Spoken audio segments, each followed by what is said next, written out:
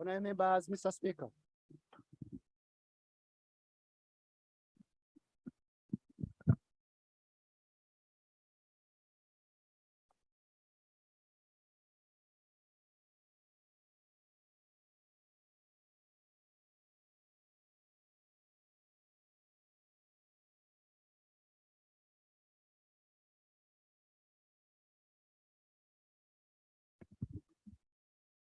Prayer.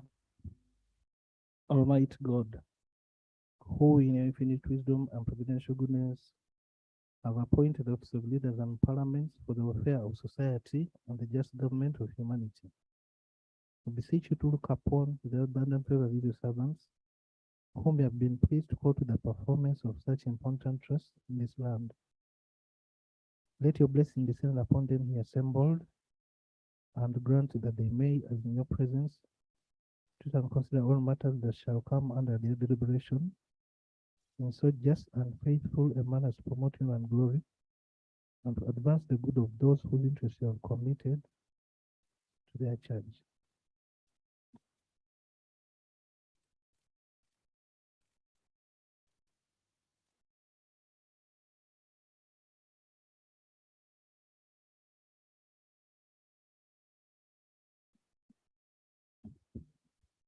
Item 2, communication from the chair. Thank you. Colleagues, welcome to today's sitting. Following yesterday's sitting, we have a few issues which arose, which I requested the ministers to return today and respond to. On the issue of seedlings, I have been in touch with the Minister of Finance, even the government chief whip. I know a critical meeting is going on at 3 p.m. and I've agreed with the Minister of Finance that he will report tomorrow. He will bring a statement tomorrow to the House, and then we shall see. But all is being done to ensure that indeed we can expedite the process of approval. Either we are told there are seedlings or they are not there.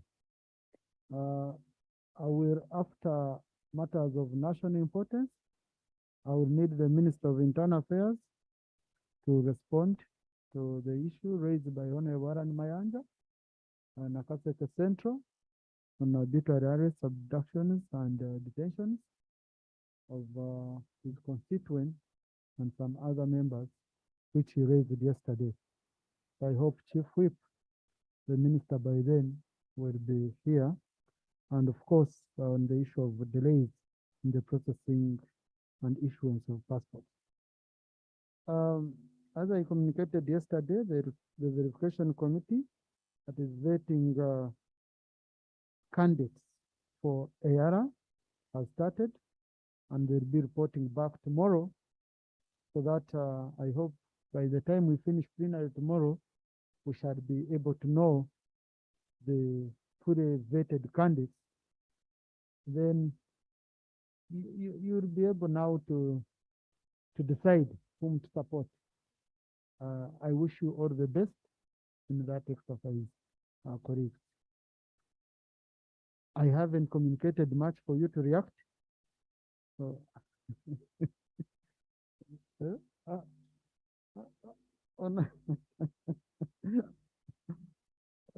was saying we also want to be brief. Thank you, no speaker. Yes. And I want to thank you for your communication. I'm on matters of national importance. Yes, please. Not a matter of national importance, but from your commission, no speaker. Because I raised those matters here. But when you raise some of them, but no speaker, they are not adhered to. I've raised a number of issues on matters concerning education, dealing with closure of teacher training colleges, and the ministers have to come in here. I raised the matters concerning salary disparities. What is going to be done to these teachers who are likely to give us bad results? But what I've heard the speaker recently is the Prime Minister coming out to say that they are going to ask parents to pay for milk at school at 20,000, whereas government is paying 10,000 shillings per child per year for school fees. Now, how do you expect the parents who have not been paying money and you have been giving them 10,000 shillings per UPE child per year to pay 20,000 shillings for lunch? But Honorable Seungu, you're diverting me. Yesterday you were here, you had me directing the clerk to extract all these issues, okay, for consideration by the presiding officers. We give them space on order paper and we ensure each and every issue is responded to. Now, colleagues, once an issue is responded to on the floor, then the sectoral committee concerned should ensure that matter is indeed handled in line with what the minister has committed him or herself on the floor. We shall not be coming on the plenary to repeat all these issues every day. So, committee chairperson, please, once a member raises an issue and the minister gives the response and the commitment, take it up. Thank you, Honorable Speaker, and most obliged. But then what happens to the ministers who commit themselves to give a response immediately and they don't? That's what I've said, that we get for them space on the order paper. We shall provide it on the order paper. If they don't come, okay, then we know what to do next. Yes. So, and I hope next week we shall look through most of these issues that have been pending responses. Isingoma? Yes, thank you, Right Honorable Speaker. Right Honorable Speaker, I'm rising up under Rule 220 of our Rules of Procedure regarding a matter which my colleague, the Honorable Ojara Mapenduzi, the MP for Laibibadeg, raised about a month ago on the floor of this House.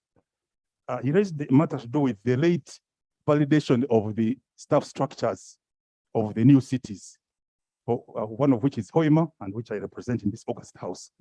Right Honorable Speaker, although the exercise was virtually undertaken and the revalidation done, there have been a lot of public outcry regarding the manner in which it was handled.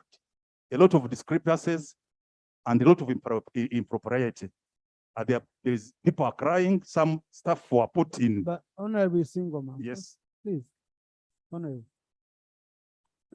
We guided on how you bring such a matters on the floor. Other members come to our chambers, they sit, they wait, and we give them time to raise their issues. Now, you want to pass via the kitchen. Yeah? You want to take a shortcut. Yeah? And we shall be encouraging such a culture of taking shortcuts. Right Honorable Speaker, but most since of the minister is here, conclude it. Yeah. Okay, so that she can respond. But next time, don't do it that. Most obliged, Mr. Right Honorable Speaker. Yes, Right Honorable Speaker, there have been a lot of discrepancies, as I've said, and I was wondering, wouldn't it be really procedure right if the minister under Rule 220 came back to this House with an action taken report so that he can explain the status quo and how some of these anomalies are going to be rectified.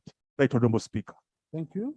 Honorable Minister, before you guide, can you want to make some response? Thank you, Right Honorable Speaker. Just before you entered, the same person came to me and No. explained. Honorable Minister is not a person. All right. The Honorable. The Honorable Member of Parliament. Yeah. Came to me here on my seat and explained that I have prepared the answers and have even submitted to your office booking for space to explain. Okay. One. No, Honorable Minister, it's Yes, okay. sir. Now I've not given you space. You have prepared and you're waiting for space. I'm waiting for So space. I'm going to give you space tomorrow. Thank you, Right Clerk, Honorable. kindly capture it so that tomorrow give us a comprehensive answer. Yes, Honorable Cecile Ogwan. Yes, Honorable Cecile Ogwan. Right Honorable Speaker, as a follow-up of the matter we are handling right now, I'm raising a procedural issue on a matter which was raised on the floor about 2 weeks ago. Unfortunately, because we had a 1-week recess, the minister was not in a position to appear, but the minister wrote to me a personal letter to explain a very a matter which I thought was very sensitive and very heavy, wrote to me a personal letter to say that the matter cannot be responded to other than decisions which had already been taken. So, right, Honorable Speaker, I'm not satisfied with the response which the minister gave, and you had guided the minister to come and report on the floor of Parliament on what was to be done on the issue raised on the late Robert Ekino,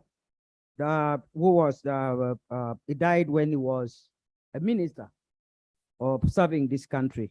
So, right, Honorable Speaker, I'm not satisfied with this letter, and I would want to lay the letter on table for Parliament to follow up and for you to guide us on what to do, because I don't think this is happening only to Robert Ekino, the late.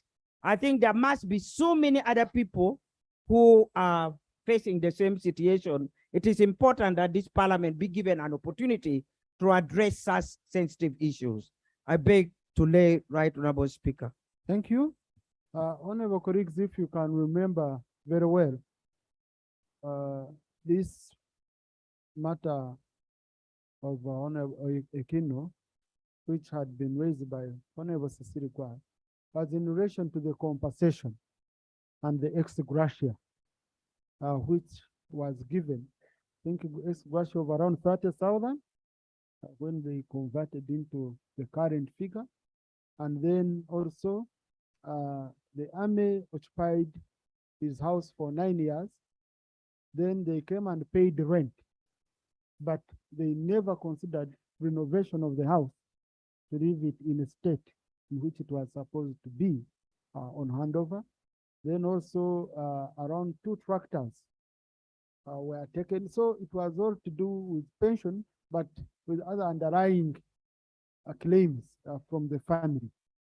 So I called the minister and the permanent secretary of public service. I tried to get involved because we realized that there might be other Ugandans facing the same problem in your constituency.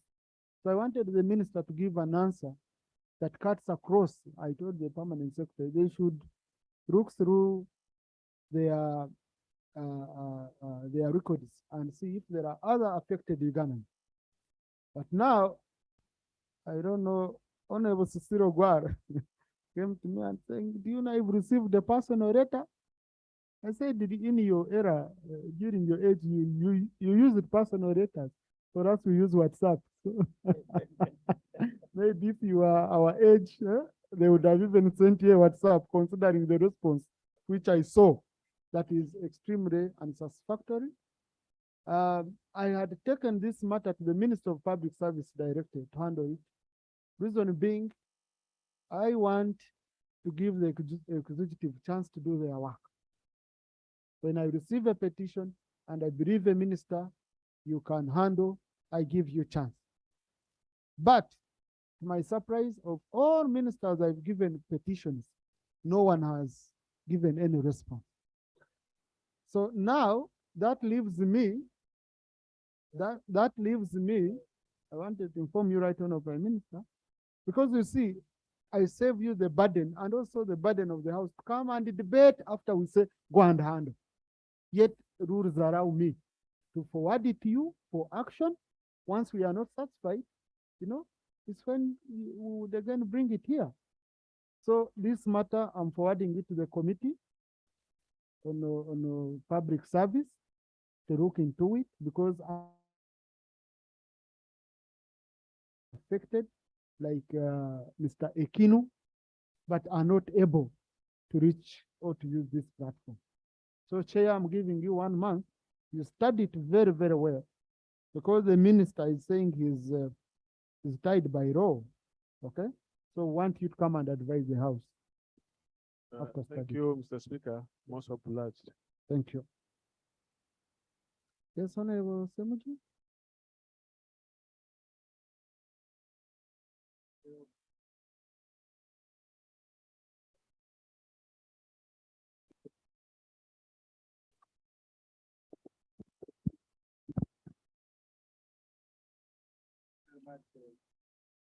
Mr. Speaker,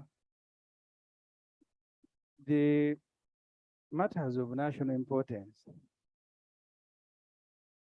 some of us have had issues with them before.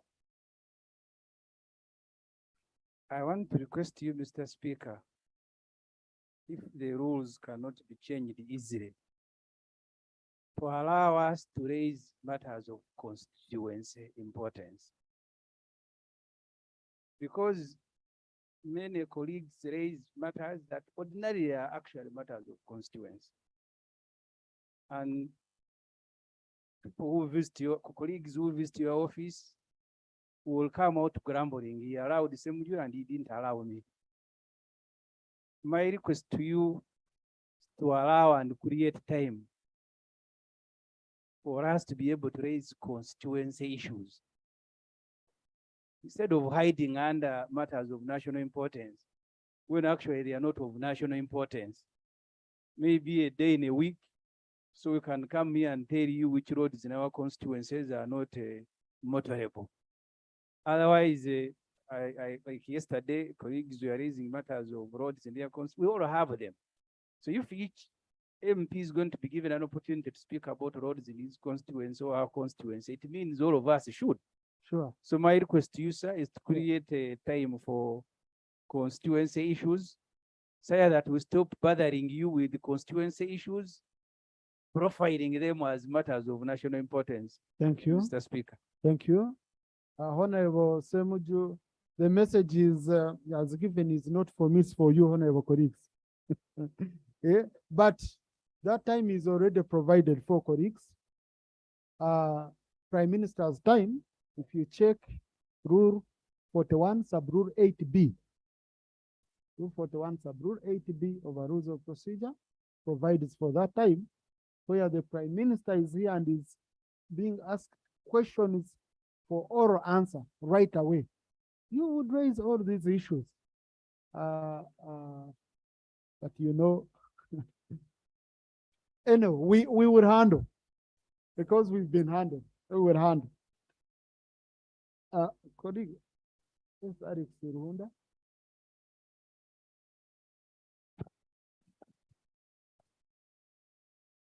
Thank you, Mr. Speaker, sir.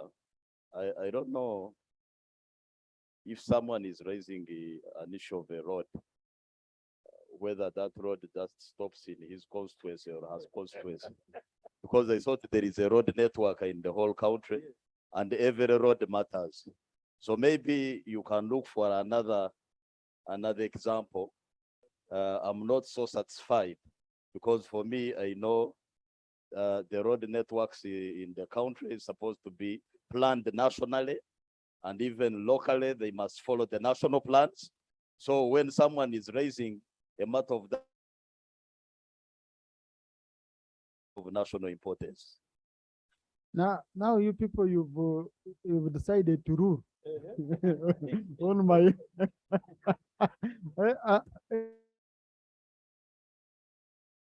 Honorable Commander, you also want to threaten further? Thank you very much, Right Honorable Speaker. Right Honorable Speaker, I wanted to inform Honorable Semuju that the nation, first of all, begins from the village. So if you say that matters coming from my village are not national, then I don't know what he's talking about.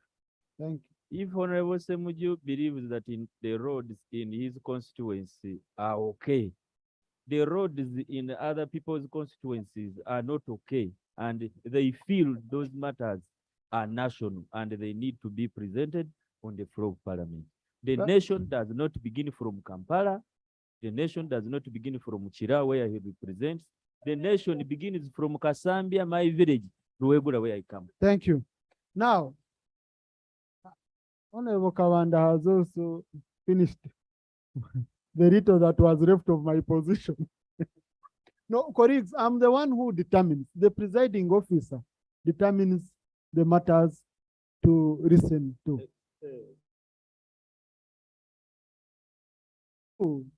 Like today, I have received from my list, we have 17 issues to do with roads. 17 issues. Okay, and each one of them is to do with the constituency. Okay, so I cannot allow 17 issues around that. But what I do, all these issues after we compile and we pass over to the read of government business. Those ones we don't pick.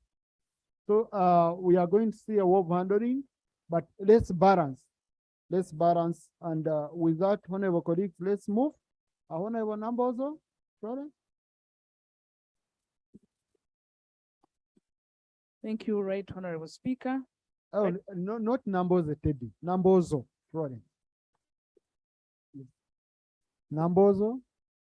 Thank you, Right Honorable Speaker.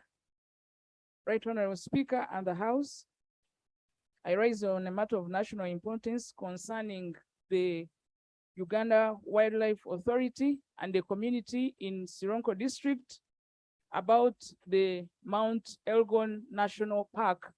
Right Honorable Speaker, we have an issue of the boundaries. And right from 1936 to 1993, the people of Sironko have had a number of boundaries that has caused them not to know exactly where to stop while they are doing their plantations. Right Honorable Speaker, on 30th August, we held a meeting because the UA staff had destroyed food that was ready for harvest.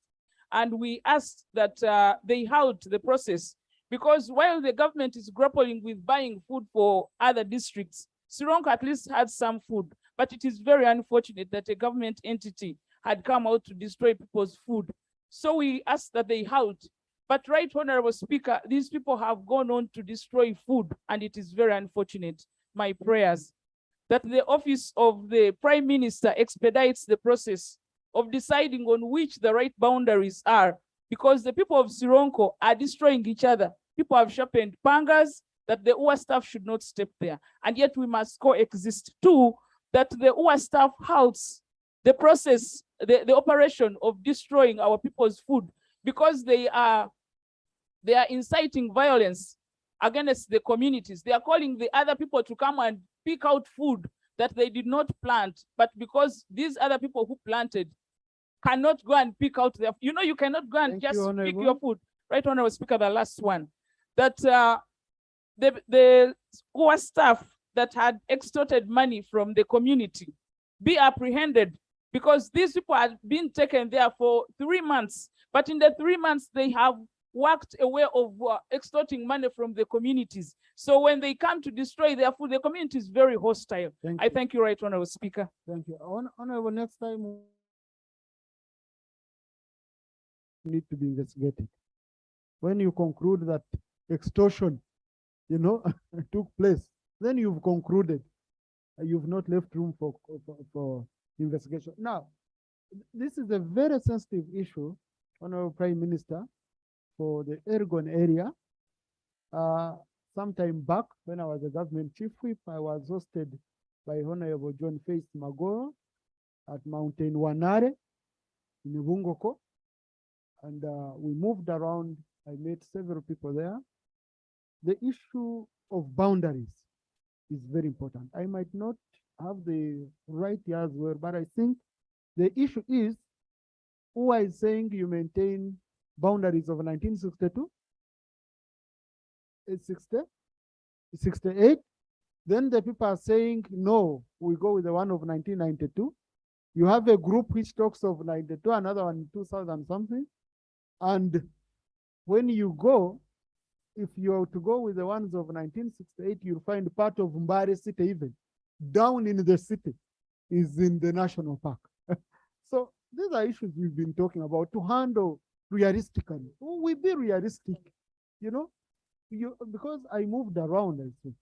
So Right Honorable Prime Minister, this is an issue you need to take seriously on top of what she's saying, but you need to meet MPs from the Elgon area. You discuss this issue.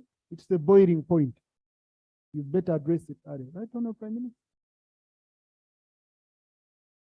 But don't focus on what I've raised. A member raised the issue. Yeah, right, Honorable Speaker. I know it is a very sensitive issue because it is touching the community. then their food, because when the food is destroyed again, we have to go and take them food, of which sometimes maybe it is not available. So I'm going to call the members of parliament and the ministry in charge of, or that is Ministry of Tourism, so that we can sit and talk about those issues, and then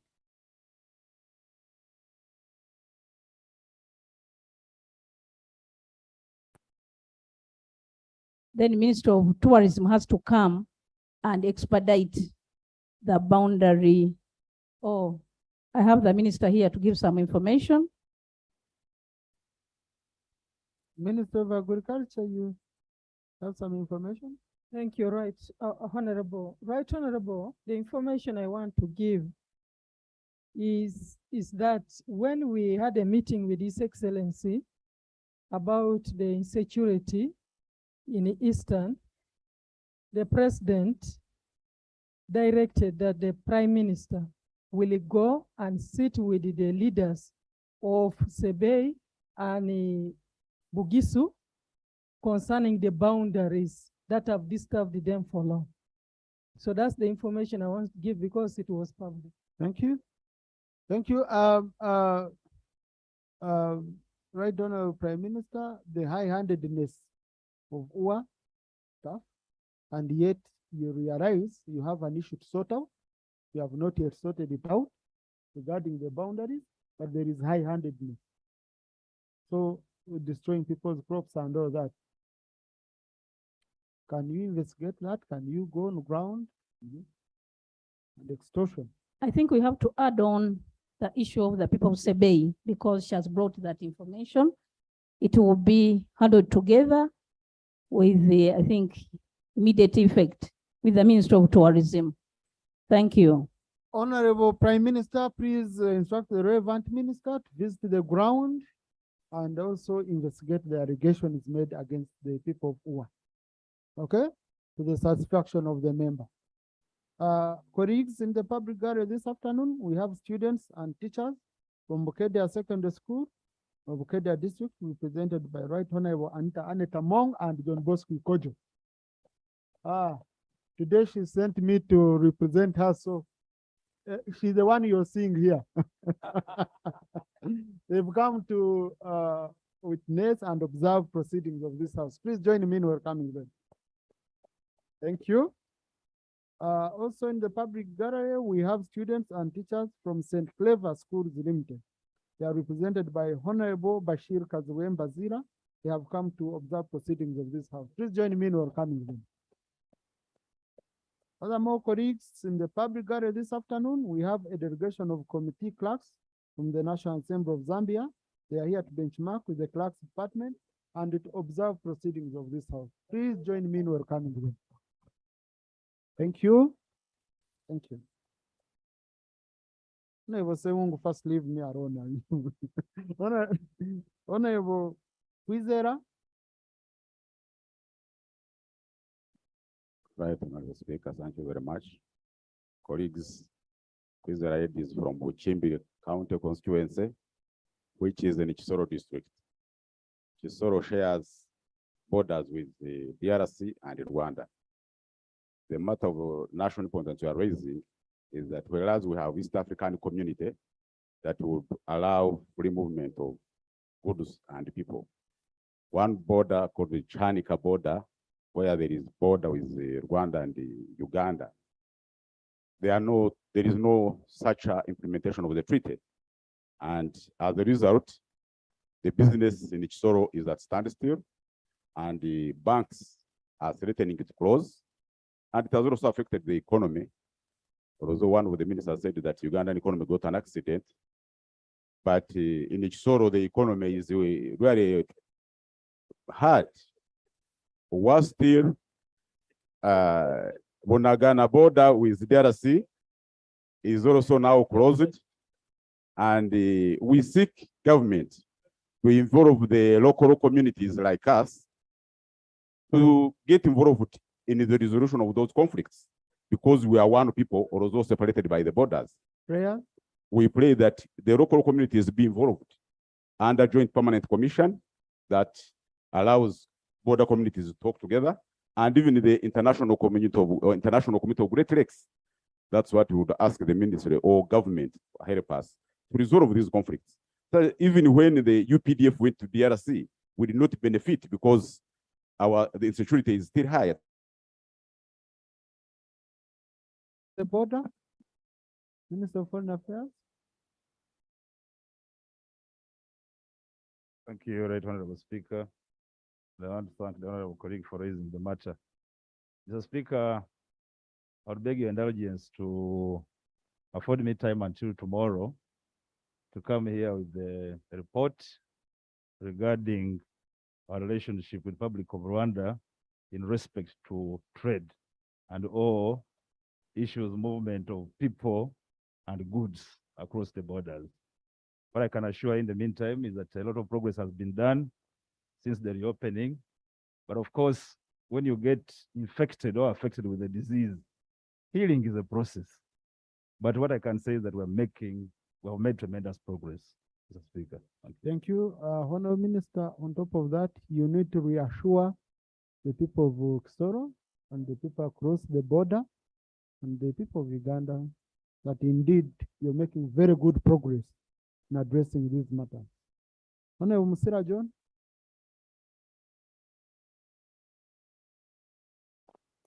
Respect, Right Honorable Speaker. Thank you. I raise on a matter of national importance, Right Honorable Speaker, concerning the cracks. I shouldn't be named the landslides person.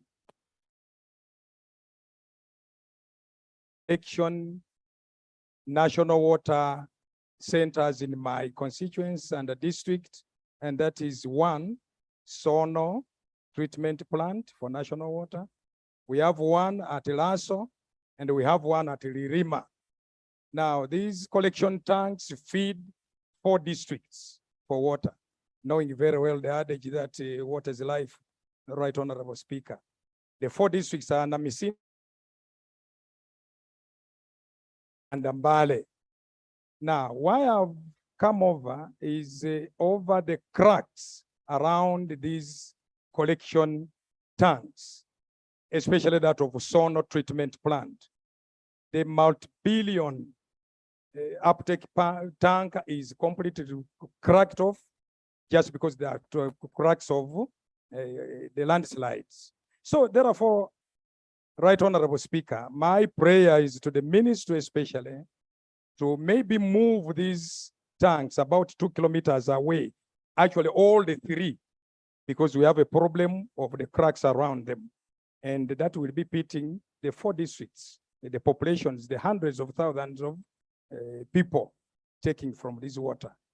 My prayer is to the Ministry, especially of Water and Environment, to assist National Water, which is a very good institution doing its work, but it may not have enough money to move these tanks away from where they are currently. Thank you. Thank you. Government.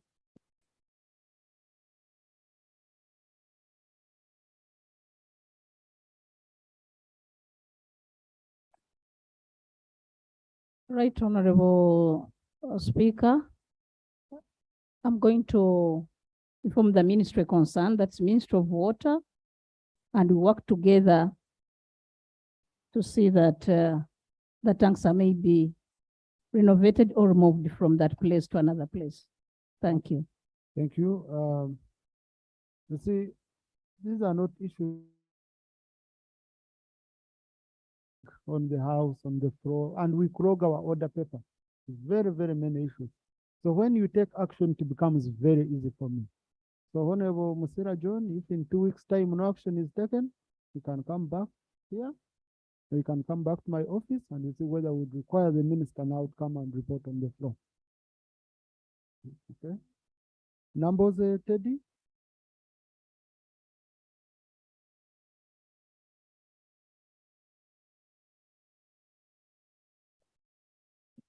Thank you so much, Right Honorable. The urgent matter of national importance I'm raising is about one of my constituents, Dr. Stephen Sewamba, age 26, who is volunteering at Mulago National Referral Hospital and saved many lives during COVID-19 pandemic. He was born with sickle cell disease from a humble family in Jaramba, Wama Town Council, Page District.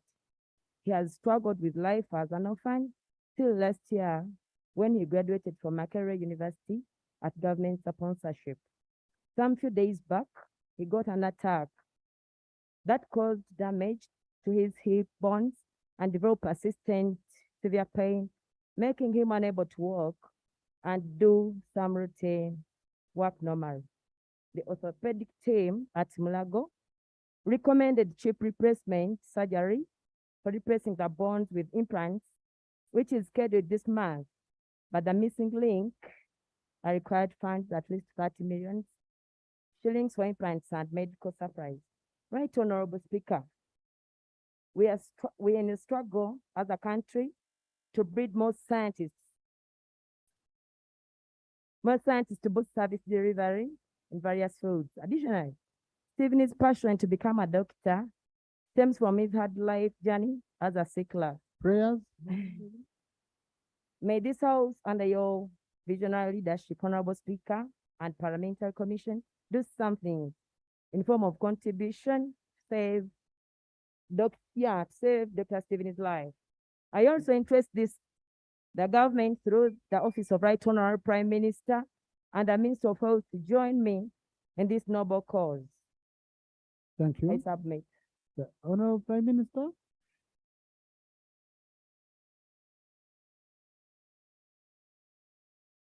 Yes, Minister of Health. Thank you.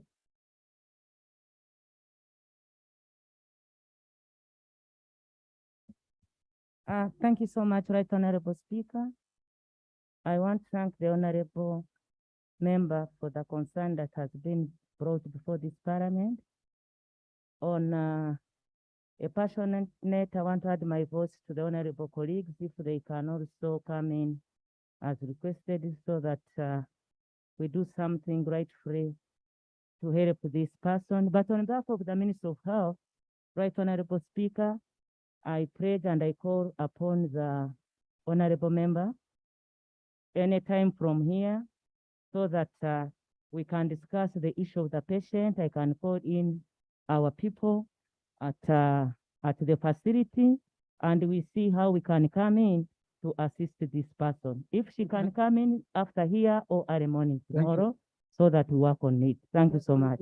Thank you, Honorable Minister, because the care of critical staff, of your very critical staff, won't be put under, in the hands of fundraisings on the floor of Parliament. Please, that one go and handle. These are critical staff. They are very pleased. No, Betty Narima.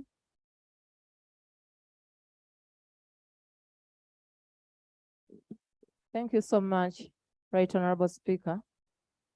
Right Honorable Speaker, the matter I'm handling is about what happened on Monday 19th September over the traffic operation that was really mounted. Whereas it was very important to have that operation, and I'm among those who really say that if someone is not behaving well as far as traffic rules are concerned, I'm raising over the manner in which the traffic officers with the deployment of UPDF could behave. As I left, I pray that these machines are handled well, get better as far as IT is concerned.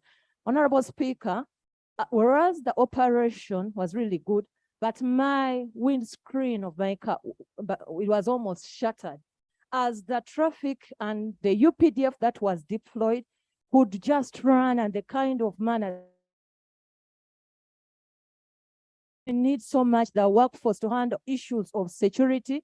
Like of late, Honorable Alan here told me yesterday that even he had security issues at his home. I have matters concerning police deployment and UP that failed a march on International Youth Day at Bulenga when they were also celebrating. Whereas those are very key matters which security forces should be handling in the country. But when you look at how they are deployed, so my prayer, Right Honorable Speaker, is first of all, can we know from the Honorable Minister of Internal regulations concerning deployments? And could we also know what is the motivation behind failing of different key social functions, for like for the football match in Wakiso that was failed by deploying UPDF and police officers? I thank you, Right Honorable. Thank you. Before the minister comes in, we have the chair of the platform on road safety. Thank you, Right Honorable Speaker. First of all, I'm one of those who applauds the action of the police because, Right Honorable Speaker, we have had serious traffic matters in this city, and the majority of the Ugandans who move with impunity and those who think they are entitled, and especially those driving the government vehicles, they go with impunity, they cause a lot of hell on and mess on the roads, and we pushed the traffic directorate to make sure that they really stop that mess in our city. So my prayer, Right Honorable Speaker, is not for us to discourage these gallant soldiers who are really putting up sanity in this city, because people who feel entitled, there is a lot of entitlement, mental sickness, and you find everybody wants to go with syren, everyone with syren everywhere. I tell you, Right Honorable Speaker, we know there are very few people who go with the right of way. So it is my prayer that we encourage the traffic to move on and do their job.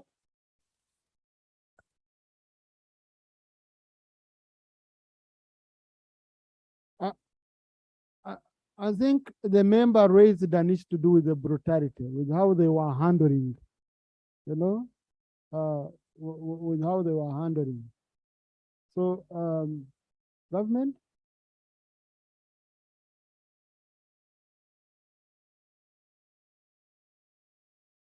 Right Honorable Speaker, the Minister of Internal Affairs is supposed to come here. It is tomorrow when he's going to answer most of the issues that were raised concerning internal affairs. So he will be informed about what has been raised by the colleague, and he will add it to that statement. Please, thank you. Let the minister give us a statement on this operation so that we can all come on board and we mobilize our people for everyone to appreciate it. And if there are issues, the issues should be raised on the floor. Honorable Assembly procedure.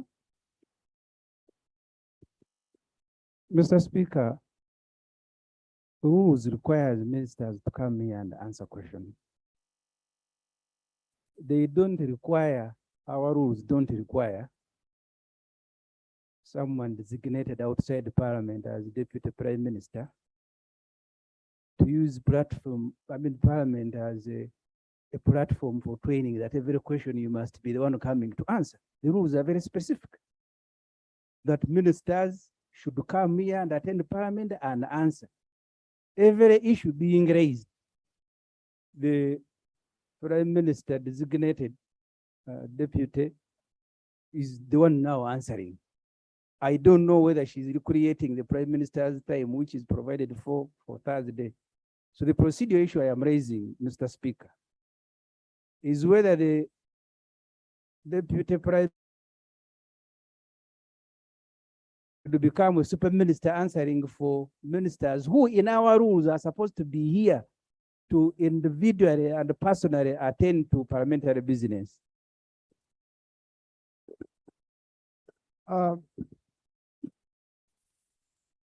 Colleagues, I received a call from the Minister of Internal Affairs. Today they are having a very urgent meeting to do with their sector in relation to IDs, to national IDs, and some of these are issues which we discussed and which we raised here. So as I understand from the communication I got, they are meeting with the president as of now. Now, the Prime Minister, honorable colleagues, you see, not every answer, because some of the questions we ask here, we research, and you expect someone to right away give you an answer. But those same people also need to do sometimes research the way we do. It's not that because one is a prime minister or one is a minister, that they must indeed answer right away. But the honorable ministers, the attendance had improved, but now it has again gone back, and of course, here, our Rule 50 is very, very clear on attendance of the ministers. So I hope you can resume that to avoid such a question, because what Honorable Uganda is raising is valid. I also don't envy the Right Honorable Nakadama, the position she's in. But you see, she has it standing for her government. Yes, if you allow a vacuum, then Honorable Semuju will take over. If you allow a vacuum, Honorable Semuju will take over. But he has a point in terms of ministers being here to answer their questions. Colleagues, I don't want us to be bogged down by this. Honorable Baba, we get Honorable Baba. Thank you, Mr. Speaker. In this situation. And you were once a minister. Yes. And of internal affairs. A powerful one too.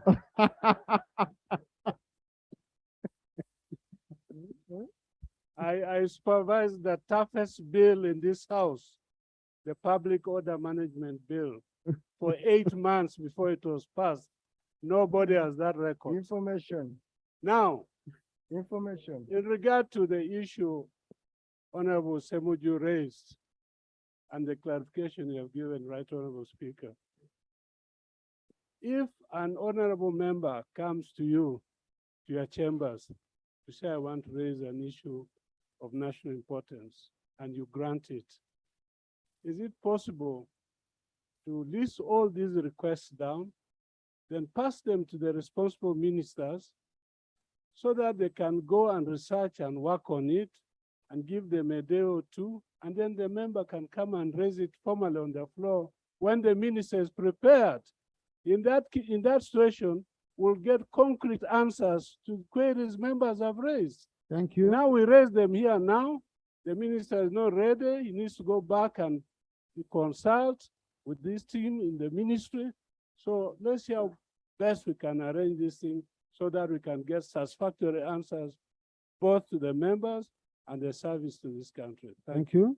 For your information, Honorable Baba, the member brought the question yesterday, and I passed it on to the minister yesterday. All these issues, I passed them on to the minister yesterday, only to receive, and I promised the member that indeed she would get an answer today. But then, as we were coming, I received information that the ministers had been. That's a practice. That's what we've been doing.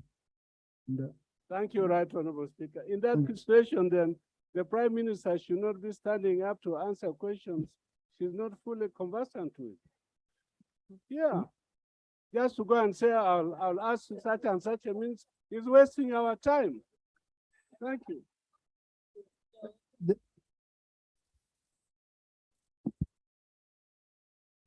Right Honorable Speaker, the Honorable Minister for Internal Affairs called me too, like he called you, and he told me he would not be in Parliament today because yesterday there was something to do with Internal Affairs that was about the passports, and it was about the passports. So he said they will be here tomorrow, which is Thursday. And it's the reason I had to stand up and defend that position, because I'm here, because I'm government. Thank you. Thank you. So, Right Honorable, you don't need to defend your position. You're very clear. You're here in your right. You're the leader of government business. The question is, there is no government here. Let's move. Isaac Timugu.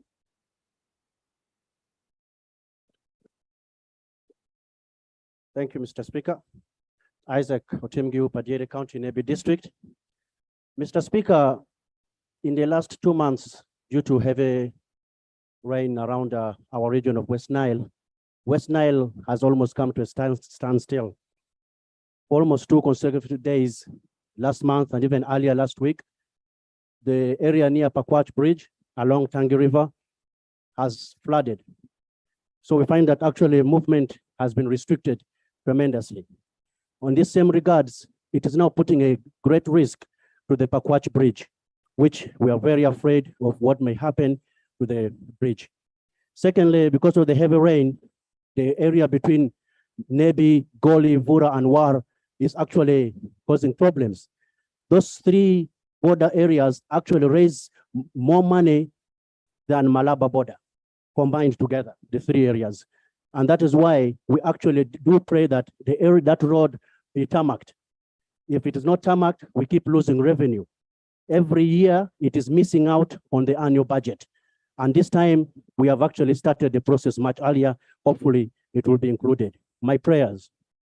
I pray that UNRWA actually come up with a comprehensive visit, a comprehensive report on how they can actually avoid the flooding problems around Pakwach area, Pakwach Bridge, because actually movement is being restricted. That is the major highway, actually the national highway to West Nile, and the flooding problem needs to be sorted out. Secondly, Mr. Speaker, I would actually request that the way other national parks are as well, we actually have a route also passing through Machino Falls National Park. I wonder why actually it's only Machino Falls National Park that where people moving on transit have to pay. Vehicles have to pay 40,000 shillings to actually access that. The national parks in other regions like Queen Elizabeth, people do not have to pay. Lastly, Mr. Speaker, I do put a humble request to our members of the House, members of the Budget Committee, that as West Nile, we have started the process of Bura appears in the paper. When it comes to you, kindly help us. That road is very, very viable with our area. Let's pray that actually we get it in the next year's financial year. Thank you, Honorable. Our clerk extract these issues and pass them over to the ministers responsible for response. Colleagues, the Minister of Internal Affairs, when he called me, he was requesting that indeed, since some of the issues raised were very urgent, especially the issue of raised by Honorable Aran Mayanja, which was very, very urgent, he prepared a statement and he requested me to allow the government chief whip to submit it on the floor for him. So please, government chief whip, the 2 responses.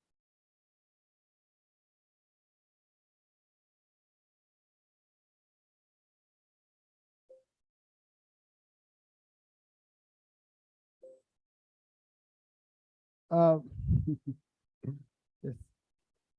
The response, the issue they have given is on Jakana Naduri, which is not the issue which I directed yesterday.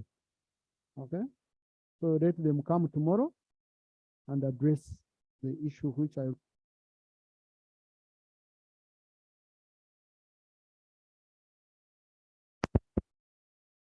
Yes, the one of Jakana Naduri, I think is among the issues which we'll handle. And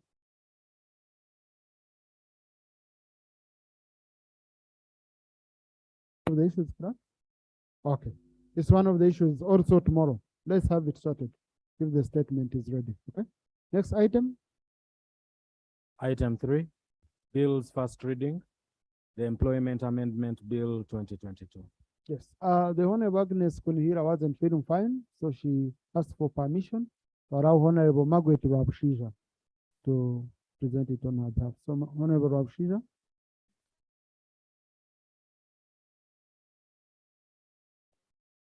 Yeah, thank you very much. Right Honorable Speaker. Right Honorable Speaker. this bill is being reintroduced because it was passed in the 9th Parliament, and it's among the business that collapsed. So in the 10th Parliament, and it's one of those that collapsed. And as per Speaker's ruling, it had been delayed. It was delayed. Do when you're reading the bill for first reading. Yes, thank you very much. I thank you for the opportunity, and I beg to move that the bill entitled Employment Amendment Bill 2022 be read for the first time. Aye. Thank you. Honorable, do you have a certificate of financial implication? Right, Honorable Speaker, the certificate, the minister concerned has not yet responded, but I have a letter from the clerk. He wrote officially on 5th May, and they have not yet answered back. Yeah, because colleagues, you know, to protect ourselves, we said once we submit a bill and we wait for 60 days, and the Secretary to the Treasury has not responded, then we consider that they've cleared the bill. Because we don't want bills to be frustrated in that manner. You receive it, you sit on it, you deny a certificate, you don't even explain, and the member remains in abeyance. So the letter was written when the clerk submitted. So May, meaning the 60 days have already lapsed. Yeah, so I'll refer the bill to the Committee on Gender, Labor and Social Development for consideration in line with Rule 129 of our Rules of Procedure. Thank you. Next item. And please, Minister of Finance, please, because I've gone an extra mile to take my own initiative to explain. If you want to deny a member a certificate of financial implication, do it in writing and give reasons. Otherwise, private members' bills are provided for in the Constitution, in our Rules of Procedure, so we do not want this to continue happening. Next item.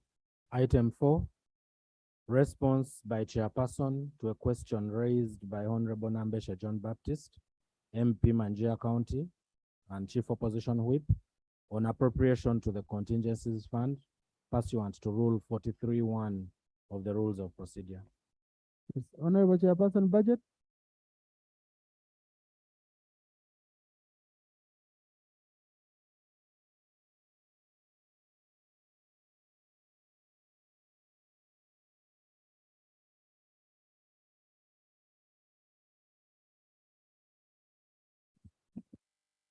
Thank you, Right Honorable Speaker, the members. This is the response. On 31st March 2022, the Minister of Finance, Planning and Economic Development laid before Parliament the proposed annual budget estimate for financial 2022-2023, which included a proposed budget allocation under Vote 130, Treasury Operations of Uganda shillings 223.9 billion for Contingency Fund. This proposed allocation constituted 0.5% of the previous financial year budget of 44.778 trillion. However, on the 18th day of May 2022, the Minister of Finance, Planning and Economic Development laid before Parliament a corrigendum to the draft annual estimate for financial 2020-23, which revised the proposed budget allocation of Uganda shillings 223.9 billion to 62.068 billion for contingency. By the Minister of Finance, Planning and Economic Development for the reduction of the proposed budget for the Contingency Fund was to provide additional fund for debt servicing shortfall. Right Honorable Speaker and members, the Committee on Budget is aware that servicing costs are statutory expenditure that have a first call on the budget as provided for under Article 160 of the Constitution of the Republic of Uganda. Given the constrained resource envelope and the statutory obligation to prioritize servicing of public debt, the Committee on the Budget established that it was prudent to provide that debt service shortfall. In future, Right Honorable Speaker and members, Minister of Finance, Planning and Community Government should comply with the statutory obligation as per Section 26 of Public Finance Management Act 2015 as amended.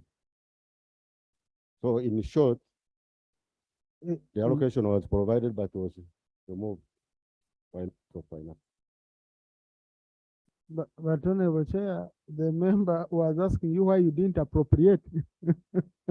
So, you can respond later because the Honorable Ambassador called me and informed me that he had delegated the Honorable Chivumbi to raise for him supplementary questions in regard to your response. Right, Honorable Speaker, I thank you for this opportunity. I'm standing in for Honorable Nambeshi under the rule. Being a member of the committee, somehow constrained, but Chair, Honorable Speaker, this is the statutory command. The Public Finance Management Act states clearly no budget should pass without a contingency fund, as provided for. The word is shall, not may.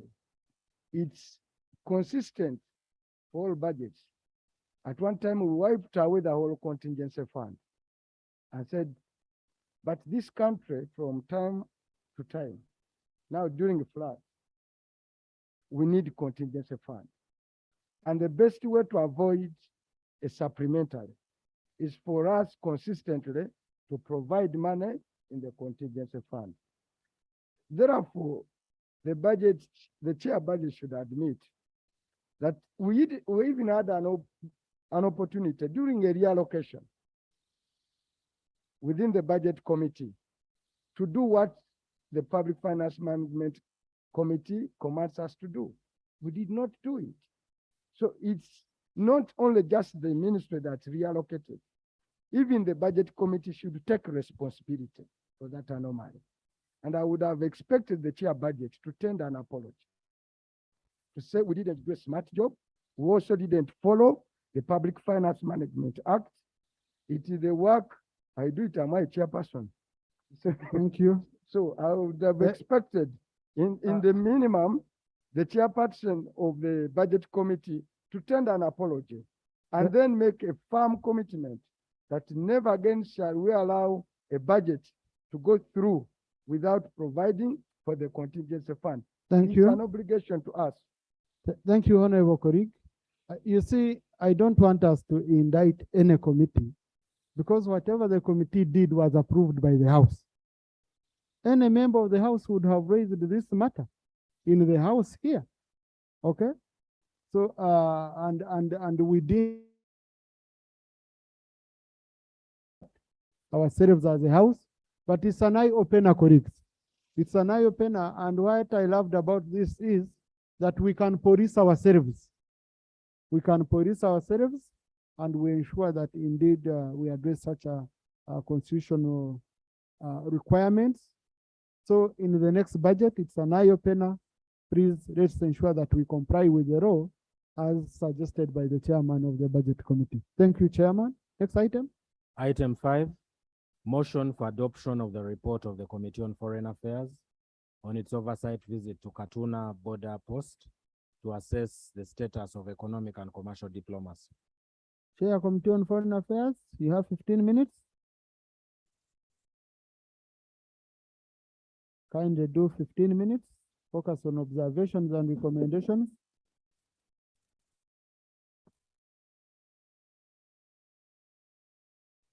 Thank you, Right Honorable Speaker. Right Honorable Speaker, before I proceed, allow me first table the original copy of the report of Committee of Foreign Affairs on its visit to Katuna border post to assess the economic and commercial diplomacy.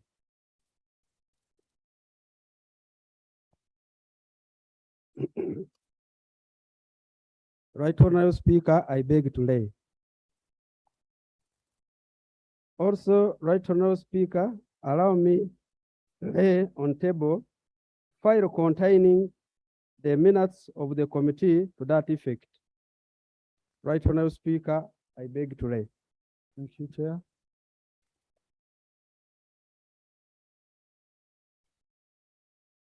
Right Honorable Speaker, the mandate of the Committee on Foreign Affairs is derived from the Rule 187K of Rules of Procedure of Parliament, establishes the Committee of Foreign Affairs and mandates it to cover missions abroad, bilateral, multilateral, and intergovernmental relations. It should be recalled that Katuna border is an entry and exit point of import and exports through and from Rwanda. Katuna border has a distinct geographical terrain with a steep and rocky highland. Although the highlands are tourist attraction, they also increase the cost of construction of physical infrastructure. Travelers through Katuna from East African countries do not require visas to cross, but are rather required to have documents such as tourism visa or national identity cards that are facilitated by Ministry of Foreign Affairs. During the scrutiny of ministerial policy statement for a Ministry of Foreign Affairs, in bracket MOFA, and missions abroad, the ministry emphasized promotion of economic and commercial diplomacy, ECD, as the immediate target. In addition, it was reported that MOFA, which is the Ministry of Foreign Affairs, was promoting regional and international peace, security, promoting Uganda's commercial and economic interests abroad, promoting regional and continental integration, promoting adherence to international law and commitment, enhancing diaspora participation in national development, strengthening the promotion of diplomatic, protocol, consular, and services, both at home and abroad, promoting Uganda's image abroad through public policy, and enhancing institutional capacity of the ministry and its affiliated institutions. Basing on the above-mentioned targets, the committee found it prudent to undertake the assessment of the status of economic and commercial diplomacy at Katuna border. So we set out with the following terms of reference. The following terms of reference were set for the field. A, to assess the level of promotion of economic and commercial diplomacy at the border. B, to assess the level of engagement and role of MOFA's involvement in facilitating movement of travelers at the border. The methodology used, the committee reviewed the documents provided by the stakeholders, made the site visits and observed what was on the ground, and held meetings with various stakeholders who included migration officers found at the border, site engineer, the officials from Uganda, High Commission in Rwanda, and Uganda Revenue Authority officials. Economic and commercial diplomacy. Economic and commercial diplomacy. In enhancing economic and commercial diplomacy, Ministry of Foreign Affairs and other government agencies employed various economic tools to achieve Uganda's national interests, which interests include observing and enhancing international agreements that Uganda entered into to influence exports, imports, investment, lending, and free trade agreements. The committee also learned that MOFA was prepared to facilitate the travelers who would participate at the Common Heads of Government CHOGAM meeting in 2022, which was scheduled to take place on 20th of June in Kigali, Rwanda. Observations. The committee observed that MOFA invested and it intends to invest further in trade foreign delegation visits, among others. Our recommendation. In view of the above observation, the committee recommends that the government should ensure that the MOFA diplomatic vehicles are disposed of and replaced with more appropriate vehicles. Commercial diplomacy. The committee established that MOFA engaged in business development negotiations with the countries, with countries that use and benefit from the existence of Katuna border. The interaction between the neighboring countries, MOFA and the High Commission of the Republic of Uganda in Rwanda generated commercial gains in form of the inward and outward trade. Observation. The committee observed that given more financial support, MOFA and the High Commission of Rwanda in Uganda in Kigali would ensure the high level of commercial diplomacy at Katuna border. If achieved, commercial diplomacy competitive advantage not only for people at the border but also the country at large. How commercial diplomacy has been enhanced.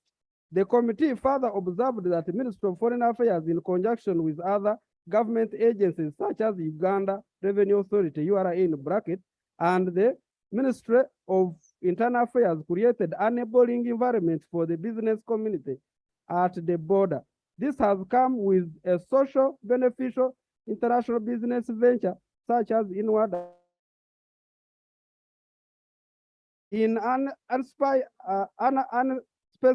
tax-free period of time was granted to money changers at the border to enable them to transact business and facilitate travelers using that border. Government agencies, URA in particular, used its network to promote international trade and investment at Katuna border to improve the function of the market and reduce the costs of risks of cross-border transactions. In the absence of Forex Bureau, the Department of Immigration set aside some space from where the businessmen and money exchangers transact their business. This is commended because it enhances commercial diplomacy and ensures that travelers have more confidence in transacting business with people stationed in a defined place. The committee also observed that the Ministry of Foreign Affairs and other government agencies at Katuna enforced regulations related to health, safety, environment, and consumer protection, hence positively impacting on global trade. General observation. In execution of its duties, the committee inevitably made cross-cutting observations which were not directly under its mandate of foreign affairs sector as indicated below. 1. Construction of one-stop border post. Construction of one-stop border post at Katuna started in July 2014, with funds that were expected to be provided by World Bank and the government of Uganda. Amugori General Hardware, General Enterprises Limited was awarded the contract, but it later stopped working due to non-payment. World Bank also pulled out over the alleged breach of contract. Workers were halted until 2022 when the construction resumed. This has slowed traffic at Katuna border. One-stop border post is expected to facilitate the quick clearance of goods as one-stop center, create more employment, to house URA offices, border security, health facility, and canteen. To house a way bridge, store and bonded warehouses, and make easier the movement of trade crossing Rwanda-Uganda border for business.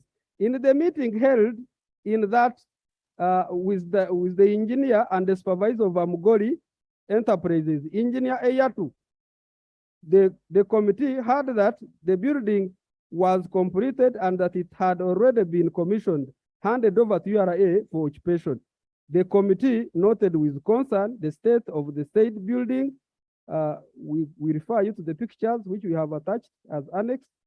The building was full of cracks. The ceiling was almost falling out. Engineer Ivan Eyatu, however, informed the committee that the cracks were part of the building architecture and engineering design. The blocks were almost detached from the other, and the facts that one was not explained by the contractor himself. Our recommendation, the committee General carries out a forensic audit on the said building and reports to Parliament within 6 months after the adoption of this very report. There was high cost of living at Katuna. The committee observed that the border had a very few relaxing and resting places and no restaurants where the government officials would have breakfast, lunch, and supper. Yet the border was open 24 hours a day. This made it expensive for government officials who had to travel very long distances to access offices. It had been with the provision of accommodation of at least 11 staff who work at night, but this was not the case. 3, insufficiency of certificate of identity. The committee learned that there had been a shortage of certificates of identity for a long time, both at the border and mission in Rwanda. These certificates of identity are emergency travel documents issued to Uganda and non-Ugandans who cannot readily access travel documents in emergency situations. They are issued at foreign missions, border points, regional passport centers, and headquarters of Immigration Office. However, the Directorate of Citizenship and Immigration Control, DCIC in bracket, had received various immigration information and data analysis system, MIDAS in bracket, equipment from the International Organization for Immigration, IOM Uganda,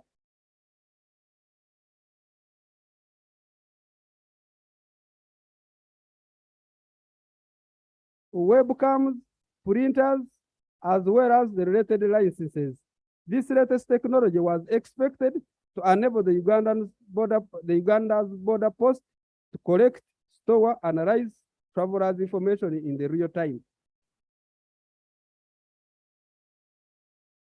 There were no lights, despite the fact that the border operates 24 hours.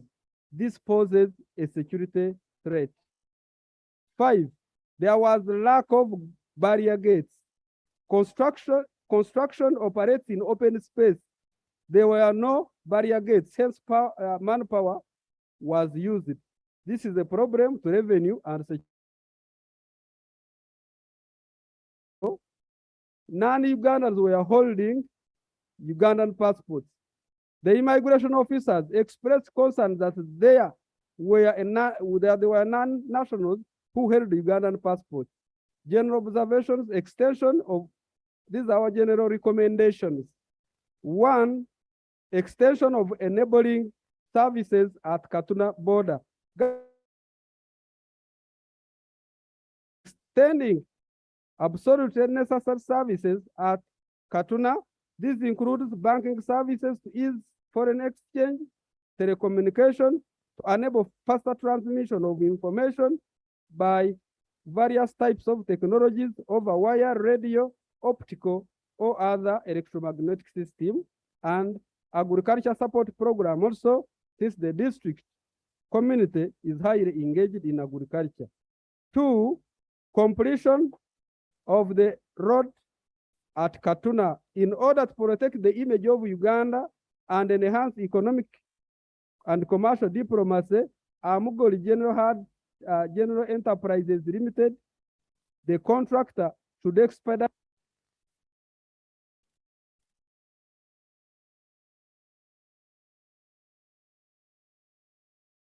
in order to protect the image of Uganda and enhance the economic and commercial diplomacy. Amugoli General Enterprises Limited, the contractor, should expedite the construction work and completion of the road connecting Katuna and Gatuna on Rwanda side.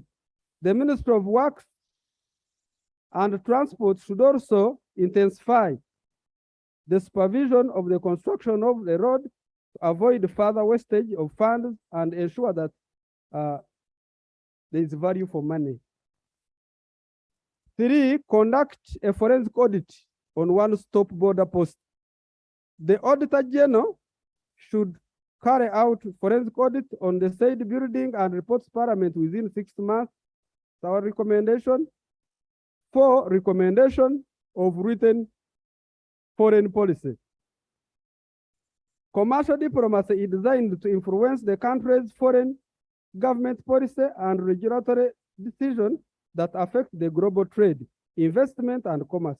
It should also be noted that the country's foreign policy entails the country's objectives and activities in relation to its interaction with other states, unions, and other political entities, whether bilateral or through multilateral platform.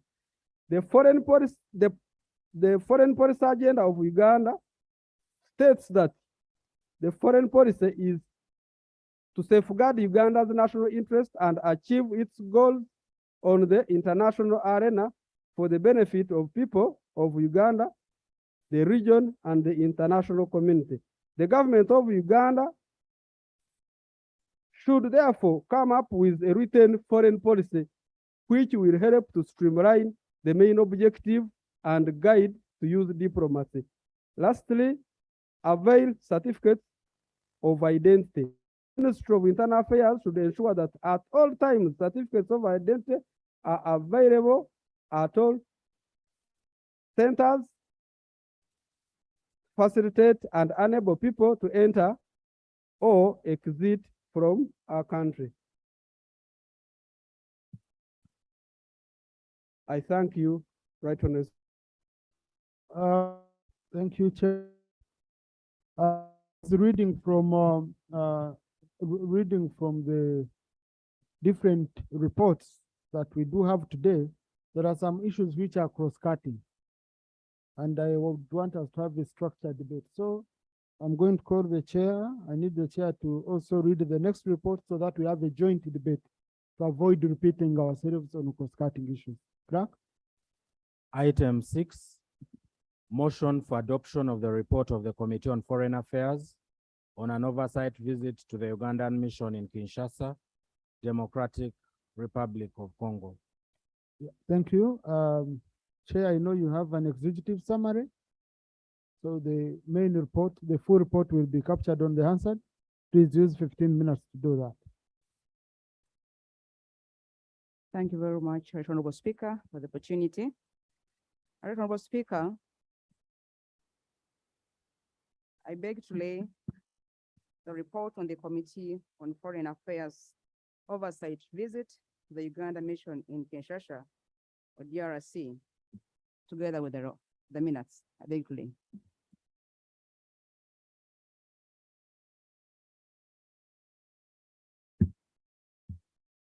Honorable Speaker, in accordance with Rule 129 of the Rules of Procedure, sectoral committees of Parliament are mandated to examine policy, bills, and budgets, initiate action programs, and monitor government's performance and the compliance with budgets and approved plans. The mandate of the Committee on Foreign Affairs covers 2 broad areas: missions abroad and bilateral, multilateral, and intergovernmental relations. In view of the above mandate, Honorable Speaker, the Committee of Foreign Affairs undertook an oversight visit to the Uganda mission in DRC to follow up on the key issues identified during the consideration of the budget for financial year 2022-2023 and the ministerial policy statements. The visit was part of the committee oversight activity on budget performance and to also understand the challenges faced by the mission. This report is laid according to Rule 33(2) of the Rules of Procedure of Parliament. And the report is structured as follows: introduction, methodology, findings, observations, and recommendations. Honorable Speaker, the key objectives of the oversight visit were the execution of the committee mandate of carrying out oversight to follow the resources appropriated by Parliament as per Article 163(4), which mandates Parliament to monitor all government expenditure and Rule 189 of the Rules of Procedure of Parliament as cited above. In terms of reference in the report, a brief history of this mission, Right Honorable Speaker. This mission was established after independence. The mission was closed after the war, commonly known as the First Congo War, by the Alliance of Democratic Forces for the Liberation of Congo Zaire, or AFDL, that brought into force former President Laurent Kabila in 1997. During and after this war, all Uganda properties were destroyed. The embassy reopened in 2007. The mission is in charge of government property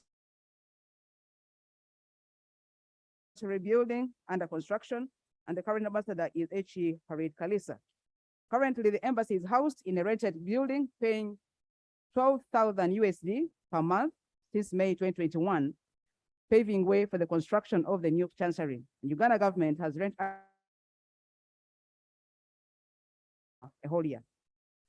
Honorable Speaker, strategic objective of the mission was promote trade, tourism, investment between Uganda and DRC, Congo Brazzaville, Republic of Gabon, Central African Republic, Angola, and Republic of Cameroon, and promote peace and security in the Great Lakes region through cooperation.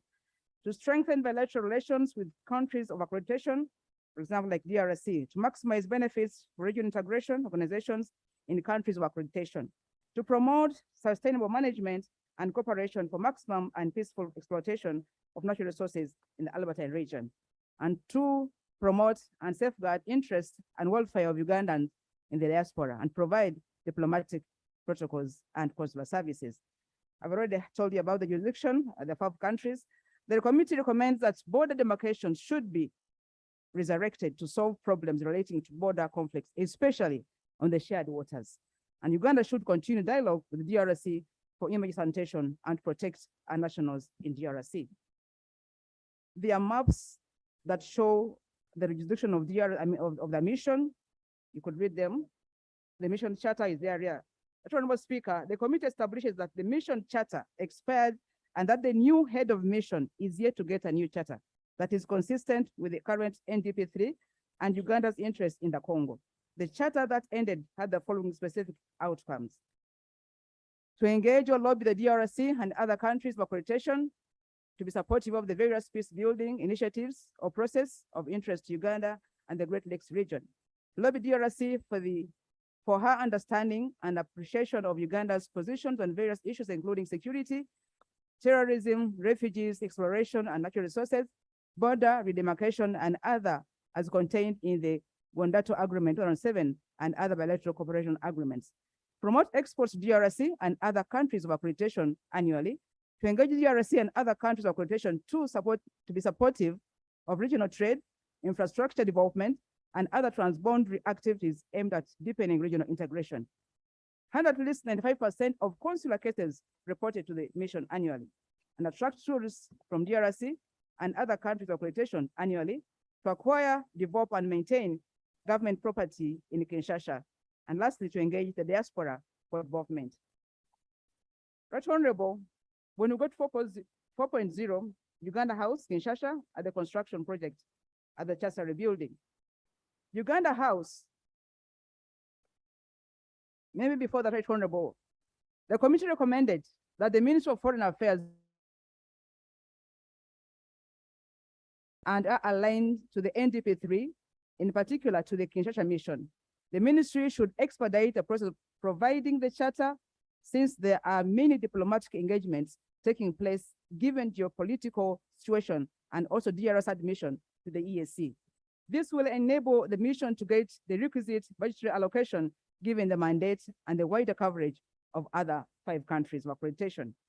The Uganda House in Kinshasa. Honorable Speaker, the committee visited the Uganda House in Kinshasa to establish and assess its condition.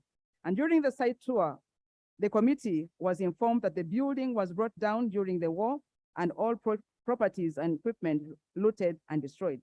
The house used to house the mission and the chancery, but because of allocation problem and the destruction, the mission relocated to a rented building.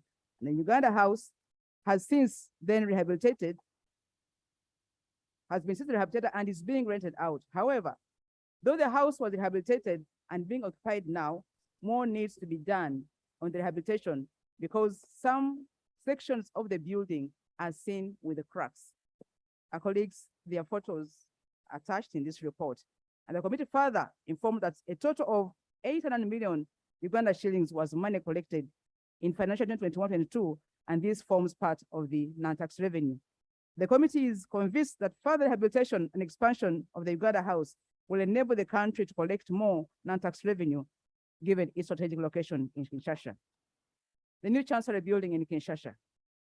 Honorable Speaker and colleagues, the committee visited the construction site for the new Chancery building. It was established that Uganda was provided with land on a reciprocal basis during the government of President Idi Amin and President Mobutu. This street where the property is located was named Uganda Avenue. It's a prime location because it houses other missions as well, or foreign embassies, and is very close to the residence of the former president. It was also established that initially the donated land was utilized and used as the official residence of the ambassador. However, over time, the house was depleted and demolished. Honorable Speaker, over the last years, Parliament has allocated money to build a new chancery, stroke office of the embassy, and construction is underway. The committee was informed that according to the constructors, over 60% of the work is completed as per attached pictures below. And the committee commends the mission for the effective utilization and monitoring of the project. And we recommend as a committee that funds for the remaining part of the project should be provided so that government save money for renting and also have the mission in a befitting location. 5.2, challenges faced by members of staff. Availability of several travel documents in DRC, which is not the case in Uganda. This complicates both the staff and the Ugandans who work in DRC and who require consular services. Insecurity in Eastern DRC, which affects planned activities. For example, the business forum last year was postponed due to security issues. Insufficient funding affects implementation of plans in all areas of jurisdiction. Non-payment of additional allowances to additional roles. For example, the accounting officer's role has no additional payment. Poor roads, especially in Eastern DRC, adding several car blockages and affects accessibility.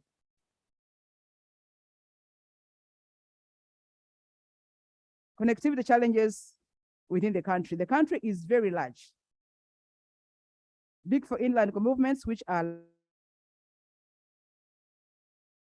there are challenges with other online visas, especially amongst Congolese, who may not find it easy to apply online, as well as language barrier on the Ugandan online visa application. Poor facilitation of officers at mission, inlands of education, allowances, and family reunions. The committee establishes that all foreign service officers are given only $2,000, which is not enough in many missions to pay for education expenses for their families. And uniform payment of allowances to foreign service officers across the board, yet the cost of living in different countries are not the same. Observations on economic and commercial diplomacy. Honorable Speaker, the delegation was informed that the mission in Kinshasa is not part of the mission, which is considered for commercial and economic diplomacy by the Ministry of Foreign Affairs. The DRC was Uganda's #1 source of trade surplus in 2020, according to Bank of Uganda trade statistics. And Uganda earned $251 million in trade surplus from DRC in 2020, and $117 million estimated informal trade exports that pushed the figure to $118 million and trade earnings. This makes DRC Uganda's #1 source of trade surplus. Such trade statistics make Uganda's investment infrastructure in Eastern DRC a take. I want to applaud government for that. 6.2, volumes of trade and trade balance between Uganda and the DRC. Uganda has maintained a positive trade balance with the Democratic Republic of Congo. This has tremendously increased over time from $467.52 million to $547.72 million and to $672.39 in financial 2019-2020 and their respective years. The tables that speak to that kind of trade volume are hereby attached, and I request that we do go through them and understand. Honorable Speaker, the committee already established that DRC is one of Uganda's top destinations for some products. The products trade with the DRC include cement, fish, steel products, beer, wheat flour, and rice. With the full implementation of the Parish Development Model Program, it is expected that the volumes of trade will increase, hence maintaining the positive balance trade. The table below provides a list of products that are exported to the DRC with their attendant values in US dollars. I would still implore colleagues to go through these tables for us to understand the position of Uganda with DRC. The DRC market expansion demands for Uganda's products. The committee established that DRC markets has become vital for Uganda, given DRC admission to the EAC and Kenya's recent scheme to block Uganda products from entering these markets. Honorable Speaker, the committee establishes that Uganda products have a comparative quality advantage in DRC, mainly because Uganda produces food products, beef, fish, chicken, and poultry products of a high quality than what is available in Kinshasa market. The food market in Kinshasa can be split into two: the high-end consumers, the rich and the middle class, consisting of person making at least $500 a month, and the lower end and the poor consumers, and Uganda products fit more into the first category. The committee recommends that Uganda should work on the supply side constraints to increase productivity, that they can have sustainable and consistent supply of commodities to the DRC markets. The challenge in Uganda, as established during the list, is lack of reliable supply to almost all commodities. Uganda government should have strategic interventions to increase production, specifically target this market. The impact of Uganda Airlines, Right Honorable Speaker and colleagues. The Uganda Airlines has also added to the economic and commercial diplomacy justification for Congo. During our visit, the Civil Aviation Authority and DRC government counterparts signed agreements for Uganda Airlines to be given more routes for the other destinations in DRC. These include Goma and Lubumbashi. This will be additional to the 5 weekly flights in Kinshasa that are currently being operated by the national carrier. In future, government needs to plan to add on current fleet of aircrafts because other countries in the neighborhood of DRC are also yearning for the services of the Uganda Airlines, and for example, Congo Brazzaville. The committee establishes that there exists a potential lucrative market in Kinshasa for high-value items, such as spare parts and hardware, which can take advantage of Uganda Airlines air connection. The Uganda Airlines map shows the coverage of the current routes and the proposed new routes. Colleagues, the map is there.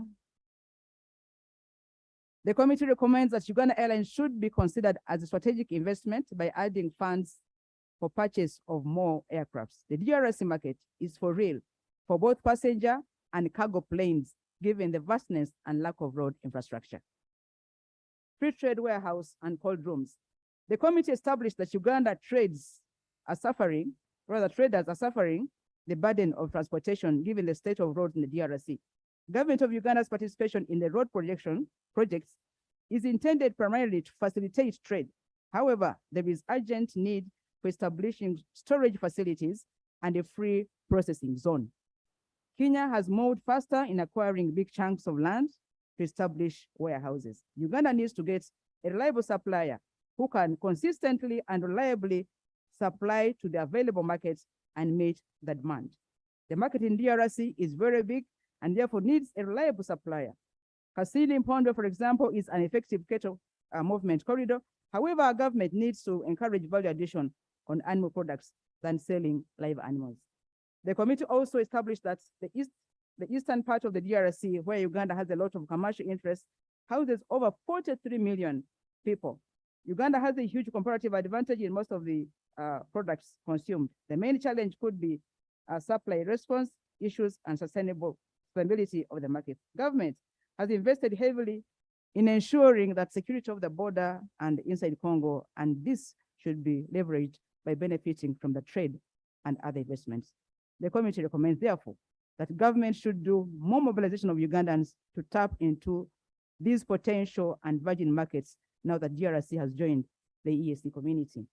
The demographic dividend should split over the Ugandans to access the huge markets, and this requires strategy and commitment on the side of government to ensure that what is demanded can be produced in the quantities expected.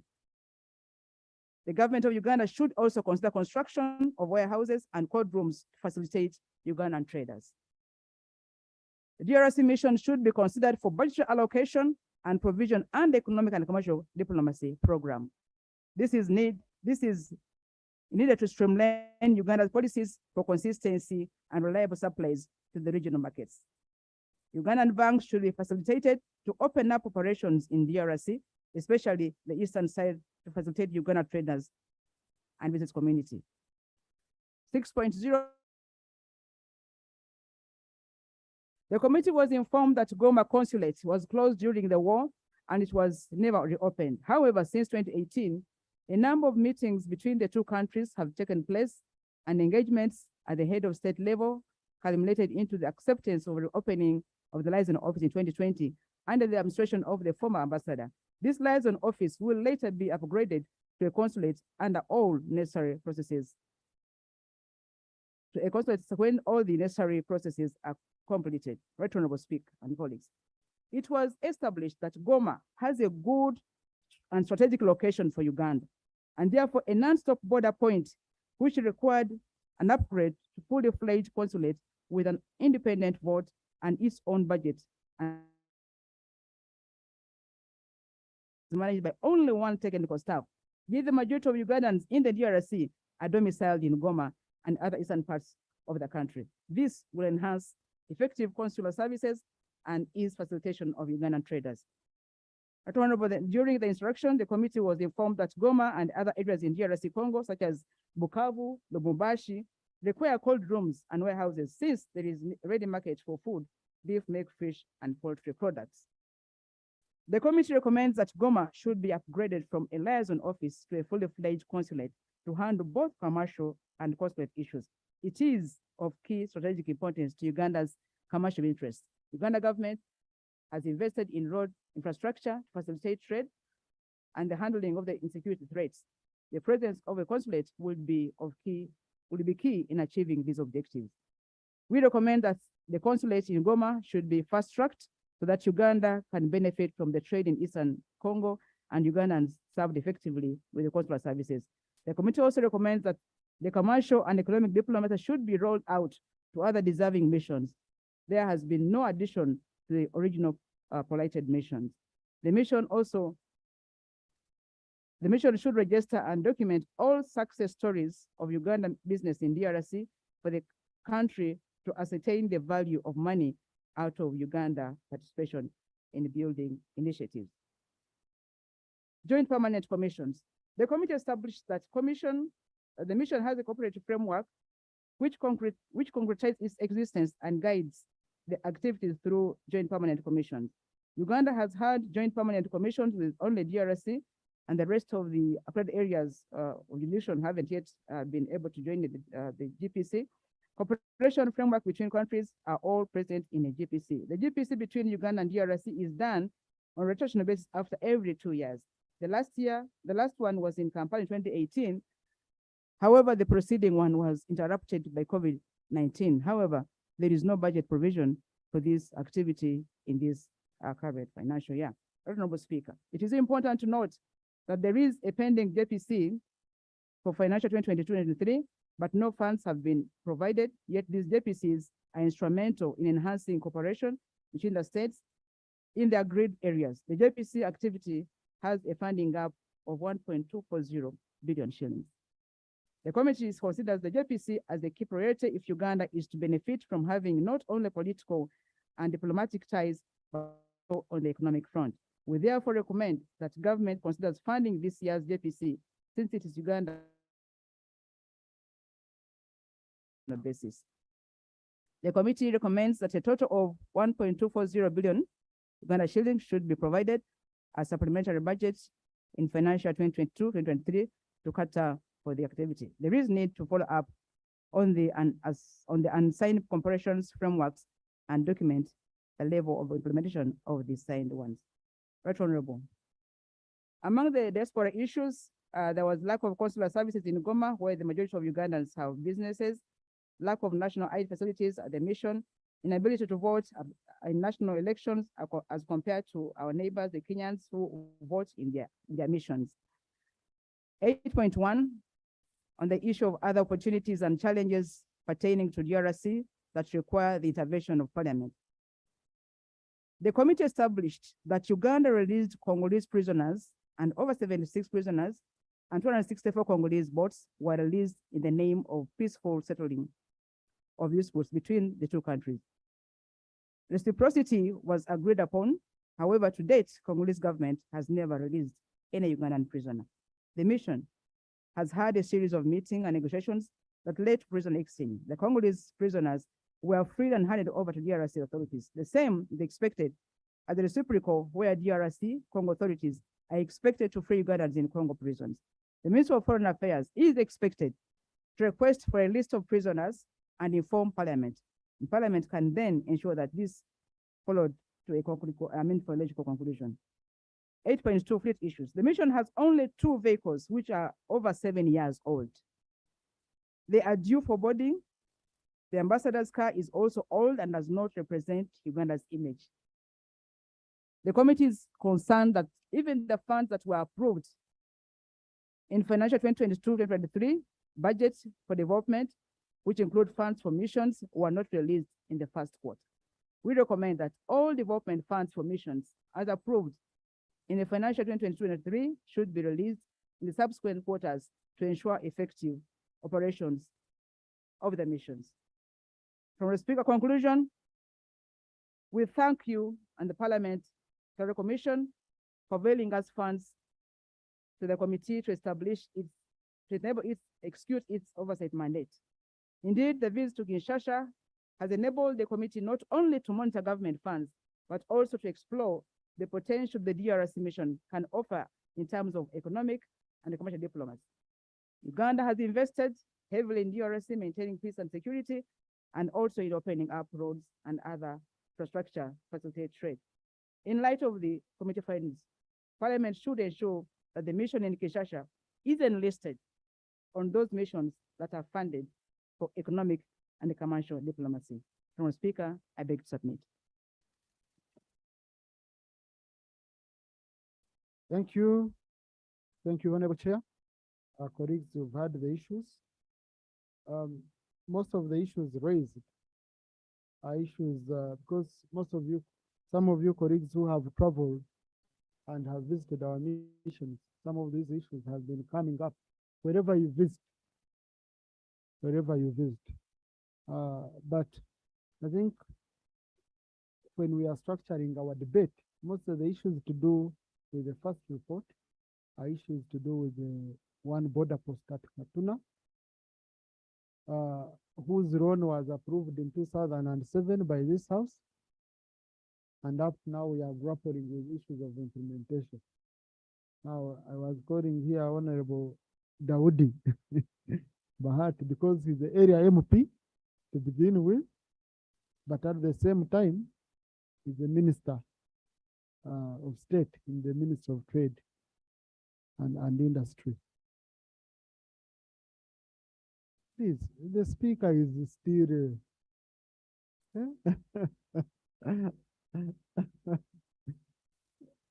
You people, I need to be given a small prison nearby. No, it's okay. Number 2, when you look at the issues, for example, in the report on DRC, like the issue of education allowance for our staff in diplomatic missions, really it's totally laughable. Some of them are selling their property back here to pay fees, because I got one case, I think it was in London. One of the staff completely failed to concentrate and decided to come back because the family, the money given as allowance for school fees for children, could not even pay fees for one person in London. So the family was in London. I think it was in Canada. Yes, Canada. The family he's in Canada, but the family is in Uganda. The children, we make our staff run their families via Zoom and WhatsApp video calls. And yet the money needed is not much from the information I have. So, Honorable Minister of Foreign Affairs, this is an issue we need to take seriously. You capture it. As Parliament, we engage government, we allocate money for education allowances for our staff abroad. Staying in New York, Staying in London, staying in Tokyo, staying in Ottawa. It's really, then of course, I would also allow Honorable Cecile Gwal, because I sent her to London and she has a report on our residents in London, that the same in Ottawa, our residences wherever. Then of course, consulates in critical cities. A very good example. California as a state, if it stood alone, it would be the 5th largest economy in the whole world. California, the state of California, if it was a country of its own, it's the 5th largest economy in the whole world. You don't have any single presence there. I was in California, people were asking me, they were saying, where do you have your priorities? Do you want, because the world has shifted so much to commercial diplomacy. You must make money from other countries. You must attract investors, you must, and investors are like, you think we shall sit down and we research about Uganda when we have other countries that are knocking on our door every day through their missions here? So our commercial attaches and all that. So I think foreign affairs really needs affirmative action. It needs serious affirmative action in terms of support, all this money. And what is so interesting also, right, Honorable Prime Minister, we cut money for travel abroad for ministers. After cutting money for travel abroad for ministers, we never supported embassies abroad to do the duties which ministers were supposed to be doing. Now, I recently went in one of the countries and colleagues, despite what they say is my status, I had to pick a taxi from the airport because the embassy was stuck, and yet they had been informed formally that I was coming. So luckily enough, I'm young, I'm flexible. I jumped into a taxi and I went to my Kafunda. But not everyone can take it lightly, especially in other countries. So we need to look at that. Then I have seen your recommendation saying we buy more fleet for Uganda Airlines, but we have an investigation going on and a lot of issues are still there. So now, make such a recommendation. When we have another committee of parliament still investigating what is going on there. So committees, you have to be complementary. You have to be arrived at what other committees are doing in terms of their oversight roles. So, and of course, I also checked the recommendation on Katuna, saying that the Auditor General should do a forensic audit. Now, the Auditor General did some audit. Parliament, you've gone, you've done your oversight, you've also done a report. And we have recommended that again the Auditor General goes back, does another report on cracks, which are very visible. And you have been told they are architectural cracks. Architectural cracks. And UMPs, you don't understand architectural cracks. So I think on such a matter, we really don't need, we need serious action. We should invoke Article 225. Information, right, Honorable Speaker. Please, who is that? Who is that on the microphone? Please, please.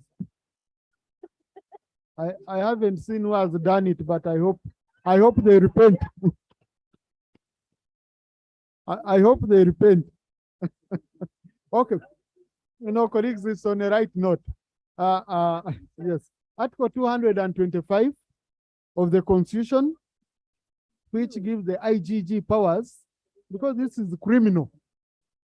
Article 225, 1E of the Constitution, which gives IGG powers to investigate such a matter. And then, luckily enough, Article 227 of our Constitution is very clear. The IGG reports to Parliament.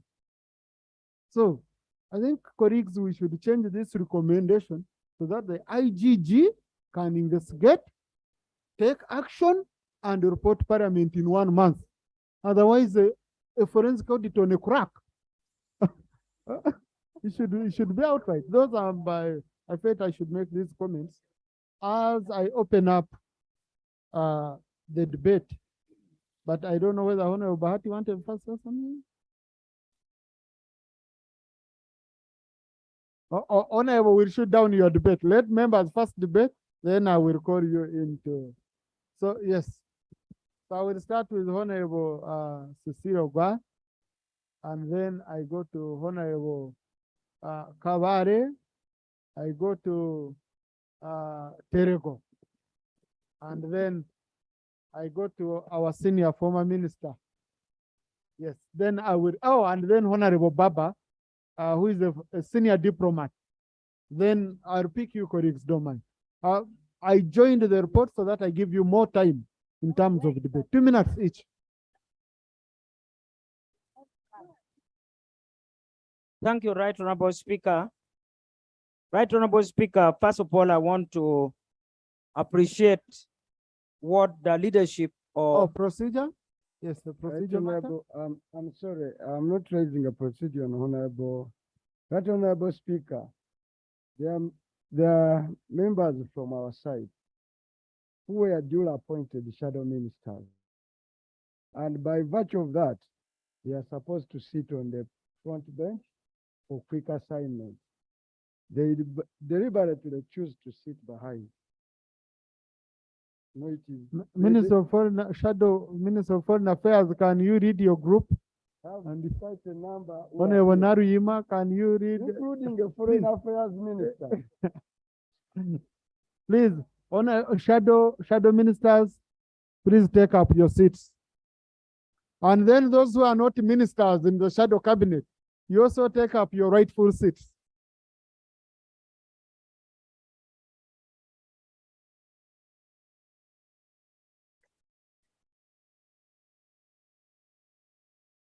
So colleagues, the debate is on 2 reports, though the questions will be put separately.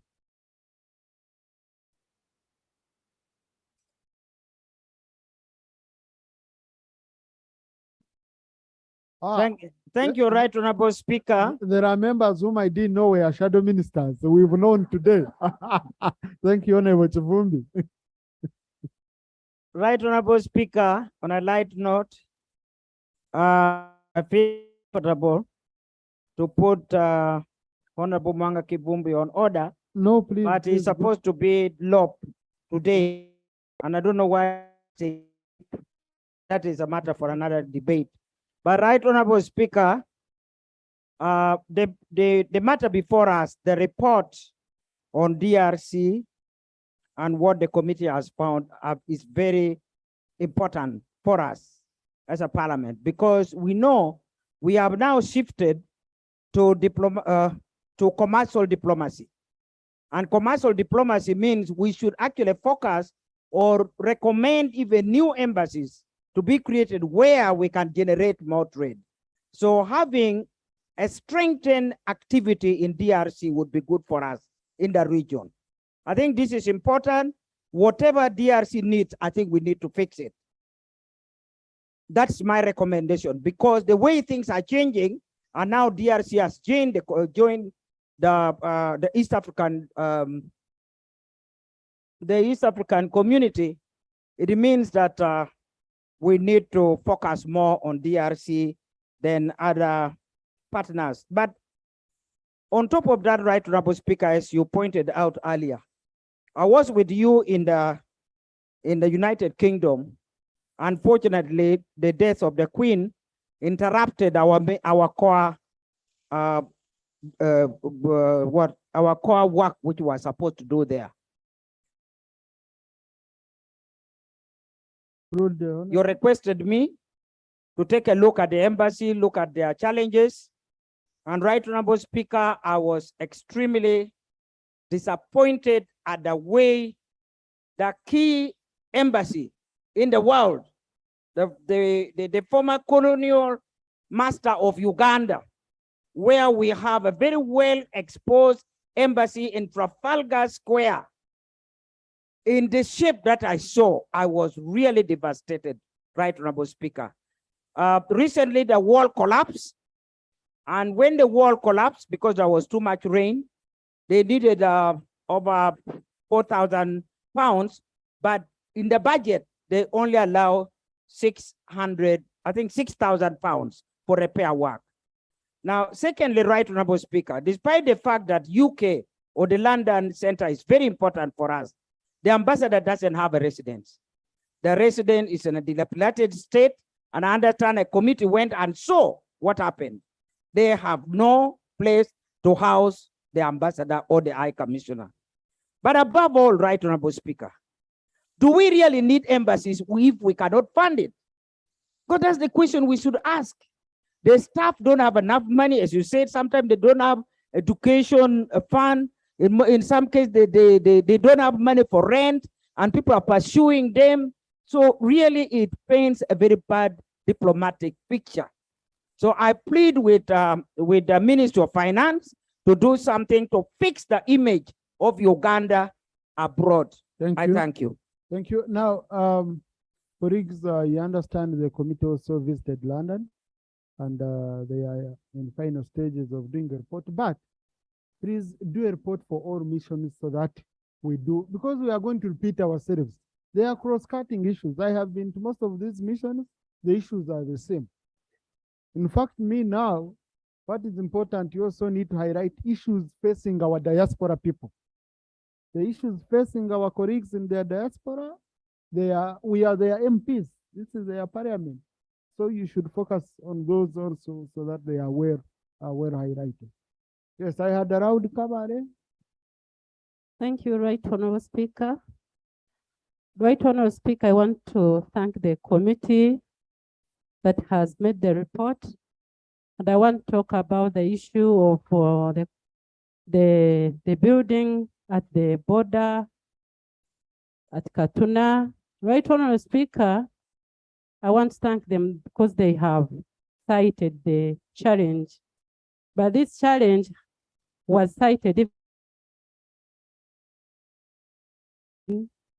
was even there in the bricks, but the contractor continued. We went there as the leadership of Kabale. We still made our report, and we were like, this building should be demolished because they were using poor quality, and they continued. Right Honorable Speaker, up to now, the building is finished, but the cracks are all over. Right Honorable Speaker, I wanted to hear from you, because even the engineers are saying that even if they use it, before 10 years, it will still collapse. Now I am asking the committee, they have given only 6 months for the Auditor General to go and give another report. Committees have gone there, they have given reports on the same issue. How can we keep going like that as Ugandans? Thank you. Another, last month we were in Kenya. You know, we do exports, but they were clear on our products that when they reach at the cost, they are of low value. So they rebrand our product. Honorable Minister of Gender, who gives certificate of occupancy for such? Because safety, is it under gender or what? Because this is the government building, okay? Let the minister help me. Thank you, Right Honorable Speaker. Right Honorable Speaker, under the Occupational Safety and Health Act, the ministry is supposed to assess, inspect, and issue occupation permits to buildings. However, outside Uganda, then it is now the similar agency in that country. So this is Uganda. If it's in Uganda, then it is our mandate. Yeah, we will take it up. So, Honorable, please take it up and update us as the IGG investigates the criminal part of it. Yes, I had allowed Terego. Procedure, Honorable Musira, procedure. For Rule 7, Sub-Rule 2, and other rules instruct us that you should preside over this house in complete order and decorum. We have had reports here.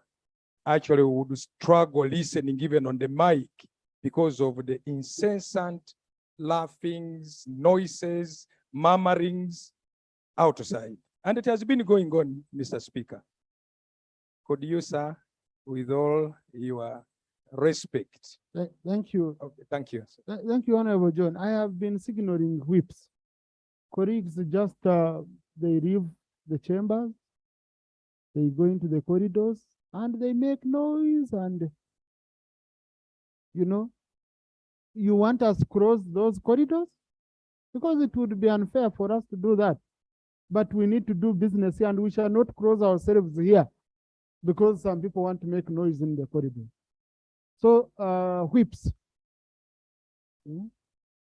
Yes. Can I appoint Honorable Mara to help us that side? And but also some of you are always inside. Again, you compete with the ones outside in talking to each other, you know. Very soon we shall, if you don't change as presiding officers, we shall take serious action on that matter. Well, Speaker, I think it wouldn't be also procedure, okay, for Namusila to develop listening skills. Because I know there are noises out, but he must be listening to what is happening in the house. Otherwise, the moment he continues to hear from the other side, he's not stabilizing in the house. He's attentive, more especially for the outside other than the inside. I'm not hearing anything outside, but I hear the murmurs. Yeah. So would he be also gain the listening skills as a Rasta man? Thank you, now Speaker. Honorable Sewungu couldn't hear anything because he was also outside. Talking to his colleagues the other side. So, but we need to be serious, honorable colleagues. Let's respect colleagues who are inside here.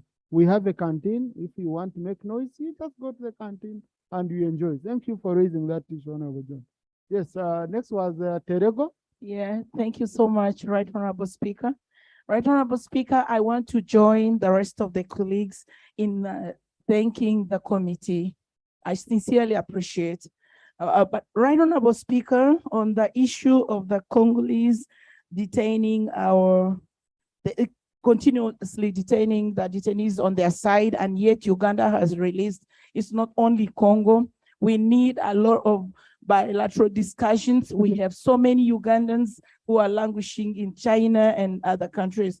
I kindly request your office to, and the office of the Minister for Foreign Affairs to see how many Ugandans are there, if they could be allowed to be tried home. Secondly, Right Honorable Speaker, I was with you in Canada. It's so embarrassing. Our own ambassador in Canada does not have anywhere to stay. And even where the embassy is currently, is a terrible embarrassment. A tall building, and Uganda is just having a small room up, a small section. Yet the embassy itself has been left to ruin. We need the bilateral relations, California or elsewhere. It's very crucial. Right Honorable Speaker,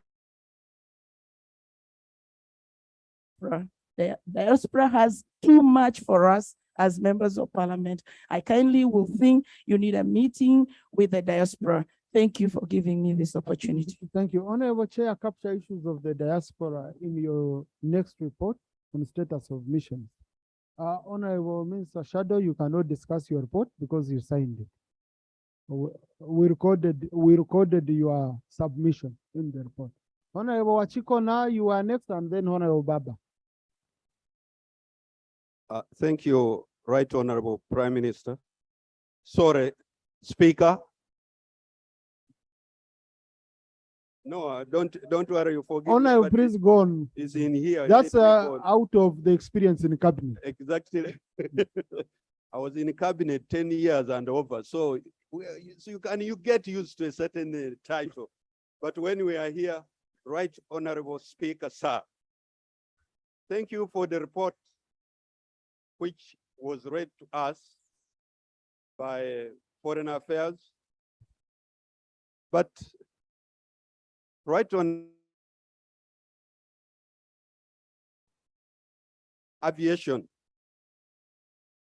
there are aeroplanes, then there are roads, then there are buses, as you said.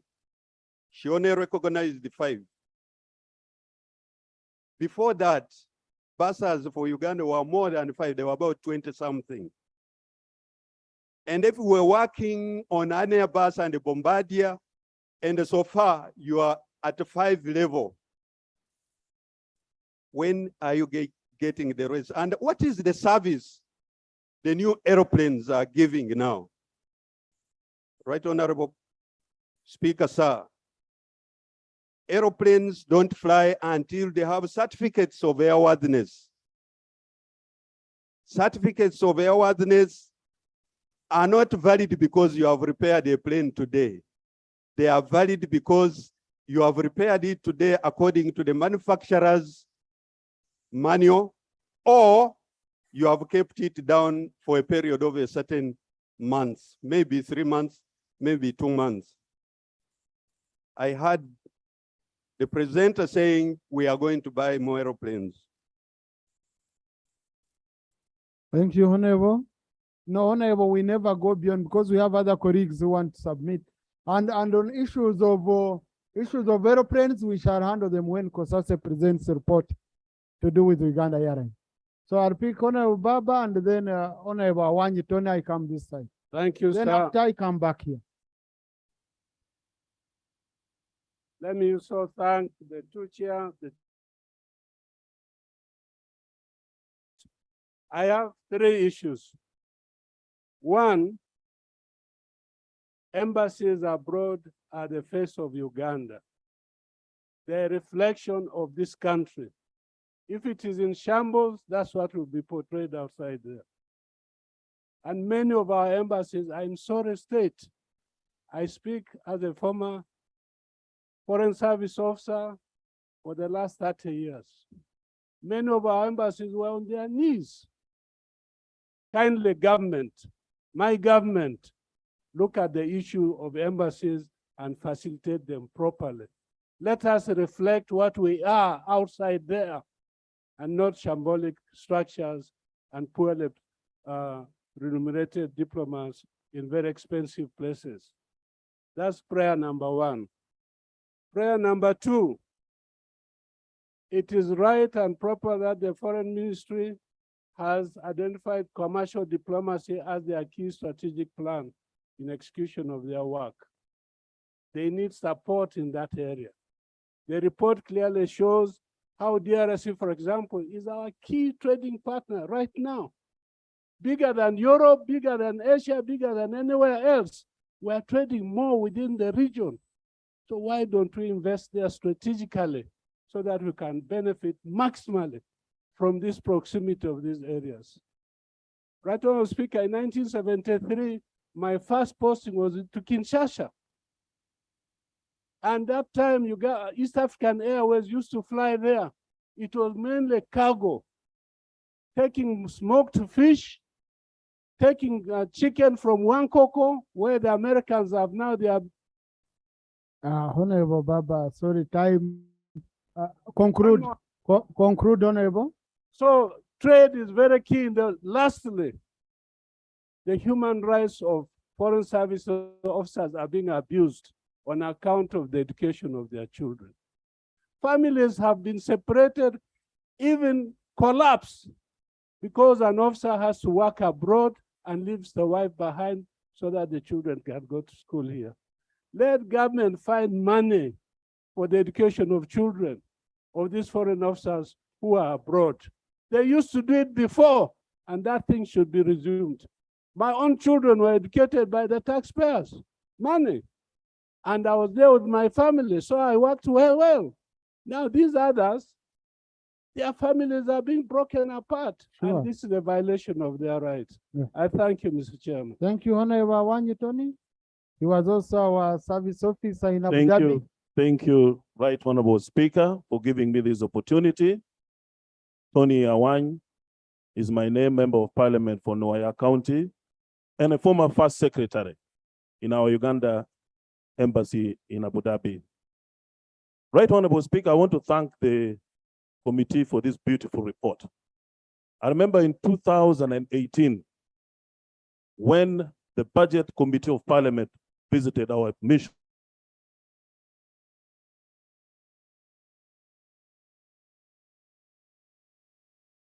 committee, that all that we presented to the committee then of budget have been represented in this report. My question, Right Honorable Speaker, is that in that recommendation we made, we called for the deployment of commercial attaches to diplomatic missions that were designated to do commercial diplomacy. I'm happy the Minister for Gender is here. I don't know how many commercial attaches they have deployed to these designated missions to undertake a commercial. I hope she will make a report now. And then two, Right Honorable Speaker, Kinshasa is one of the ring states that is most befitting for economic and commercial diplomacy. As we do our advocacy for uplifting the level and commercial diplomacy, I would also want the Ministry for Gender to give us a plan how they would probably, or when they will deploy their commercial officer in the... Why Minister of Gender? Because the commercial officer attaches are from the ministry. The trade? Yes, Ministry of Trade and Gender. No. Trade is with the industry. So Minister of Trade and Industry. Yeah. Yes. That's correction, sir. And then the other issue of reciprocal offer of land for the construction of the embassy. The mission in Abu Dhabi had requested the UAE government to give them land. The UAE government requested the government of Uganda to offer land here for the construction of their mission here. I don't know how far this has gone. Maybe the Ministry of Foreign Affairs can help us in that respect. Thank you. Thank you. Thank you. Yes. Now I want to go to no man's land. Yes. This is so I'll pick Honorable Mara, pick Honorable Christine, I pick Ebwaru. Yes. Thank you very much, Right Honorable Speaker. I want to thank the chair for a beautiful report. Right Honorable Speaker, nothing would happen if there is no security. I would want to appreciate the President and the East African states for deploying the regional force, which we believe will keep peace in DRC. And I would want this Parliament to have unanimity on matters of security, and we should do everything possible to make sure that that region is stable. Right Honorable Speaker, the chairperson also talked about the positive balance of trade, which has happened between us and DRC. Right Honorable Speaker, actually, most of our neighbors, we have achieved a positive balance of trade with them. And we were just undertaken recently by Kenya. Right Honorable Speaker, this has been a result of the manufacturing. However, right now there is going to be a meeting in Nairobi about harmonization of standards of the oilseed sector, edible oil, and fats. But have been informed that there will be no representation in Uganda because of money. I would want the Minister of Trade to come and confirm to us that Uganda will have a representation, because what this means is that if we do not harmonize these standards, Ugandan commodities might be rejected in international markets, especially the oilseed sector. And this is going to take place in Nairobi between the 26th to the 30th. And this is very, very important for trade. And as you know, we are now in commercial diplomacy, and what is making us strong is our manufacturing sector. Thank you. I submit. Honorable Christine.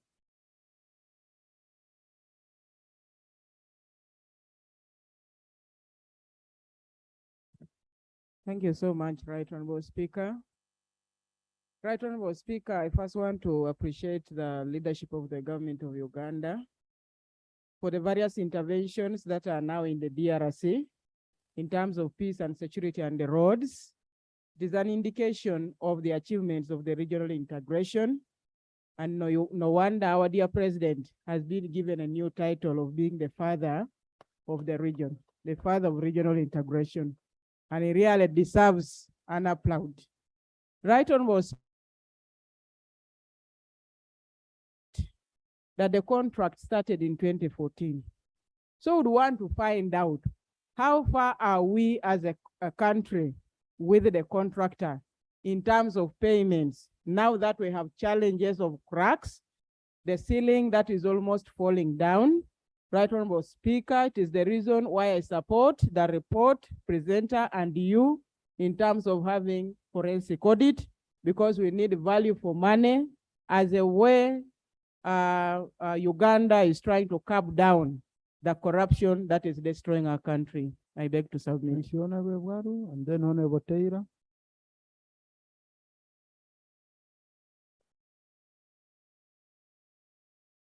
Right Honorable Speaker, sometimes when we are in government, when we are ministers, we don't advise government. We only come when we are backbenchers, is when we start to advise government. I want to appeal to our people. When you are in government, get up and advise government appropriately. My senior father was a minister of internal affairs at that time. And if maybe you had advised government at that time, government would have listened more than when you're a backbencher. Mr. Speaker, sir. But Honorable Waru, we are debating a report. Yeah. Okay? Yeah. So now, I don't know, is no. that a preamble? Mr. Speaker, sir. Mr. Speaker, sir. I want to request that to avoid these further embarrassments, this parliament makes a statement here and directs government that if there are areas we can buy land, we buy land and build our own embassies in those countries where we don't have built offices. Because I'm sure many of these areas, these places, we are renting from the owners. Information I can take. Order. Thank you very much for giving way. Point of order. Honorable seat, please. Waru. Thank you, Mr. Speaker, sir. I would like to say that the honorable member who was the floor is making a statement and a speech. He is not actually a keynote address, making a keynote address to this parliament. He is the member in order to veer away from the content of the report, because we are debating a report of a committee, which is very, very key. But he is veering away, he is making his keynote address to the House. Is he in order? Now, honorable colleagues,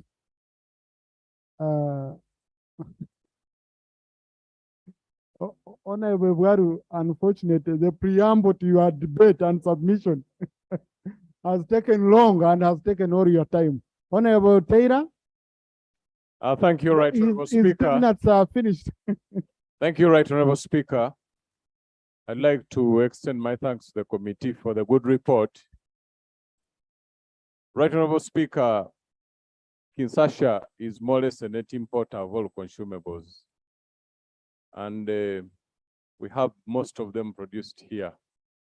Our biggest challenge, Right Honorable Speaker, is the inability to prioritize where we have high value interests and where we don't. Right Honorable Speaker, the report highlighted Kinshasa and then Katuna. If you look at our figures of trade, this is where much priority and emphasis is needed. Several reports have been made in this House in regard to our foreign missions, and we Right Honorable Speaker, the role of prioritizing for where we should focus more is so important that it should not be left only in the hands of the Ministry of Foreign Affairs. If we are looking at improving trade, then we should have a joint understanding between the various committees that relate to trade, foreign affairs, and any other that can be of value, to have a streamlined approach to how we are going to manage our relations with the various missions. Right Honorable Speaker, there is too much potential within our region that we can exploit economically, that we have. Thank you. Colleagues, the Kinshasa Honorable Teira is talking about. If you've ever been a trader or you want to be a trader, that's a state where you can go and right away you start making good money. I personally have been there. Colleagues, I have to look for money. Money cannot find me seated. But this is a city of 14 million people. Basically, with anything you can trade, can move. You know, the purchasing power is very high. They need lots of services. Of course, the issue is still the logistics management, transport, and all that. But with the coming in of Uganda Airlines, it would be a city which, if we could focus on, then you go to Eastern Congo, where Eastern Congo, many people know it just for minerals and all that. But a lot of trade is going on there. Honorable Kajanga's area, Honorable Watkins Katsabe, Bwera. That's why you've had Honorable Katsabe insisting, reopen our market, reopen than West Nile. You saw here Honorable Tim Girl talking about the border in Gori, Zombo there, you know, all of them connecting. So this is very, very important. It's a cash cow for the region. If we could give more attention to DRC, I believe as a country. And that's why in the 10th parliament, when they came here for money for opening roads in DRC, despite some of us not who are opening opportunities for Uganda to make money, which money would be able to come back and transform our economy. So we need to give it serious attention for sure, colleagues. Oh, Lauben, that's Lauben.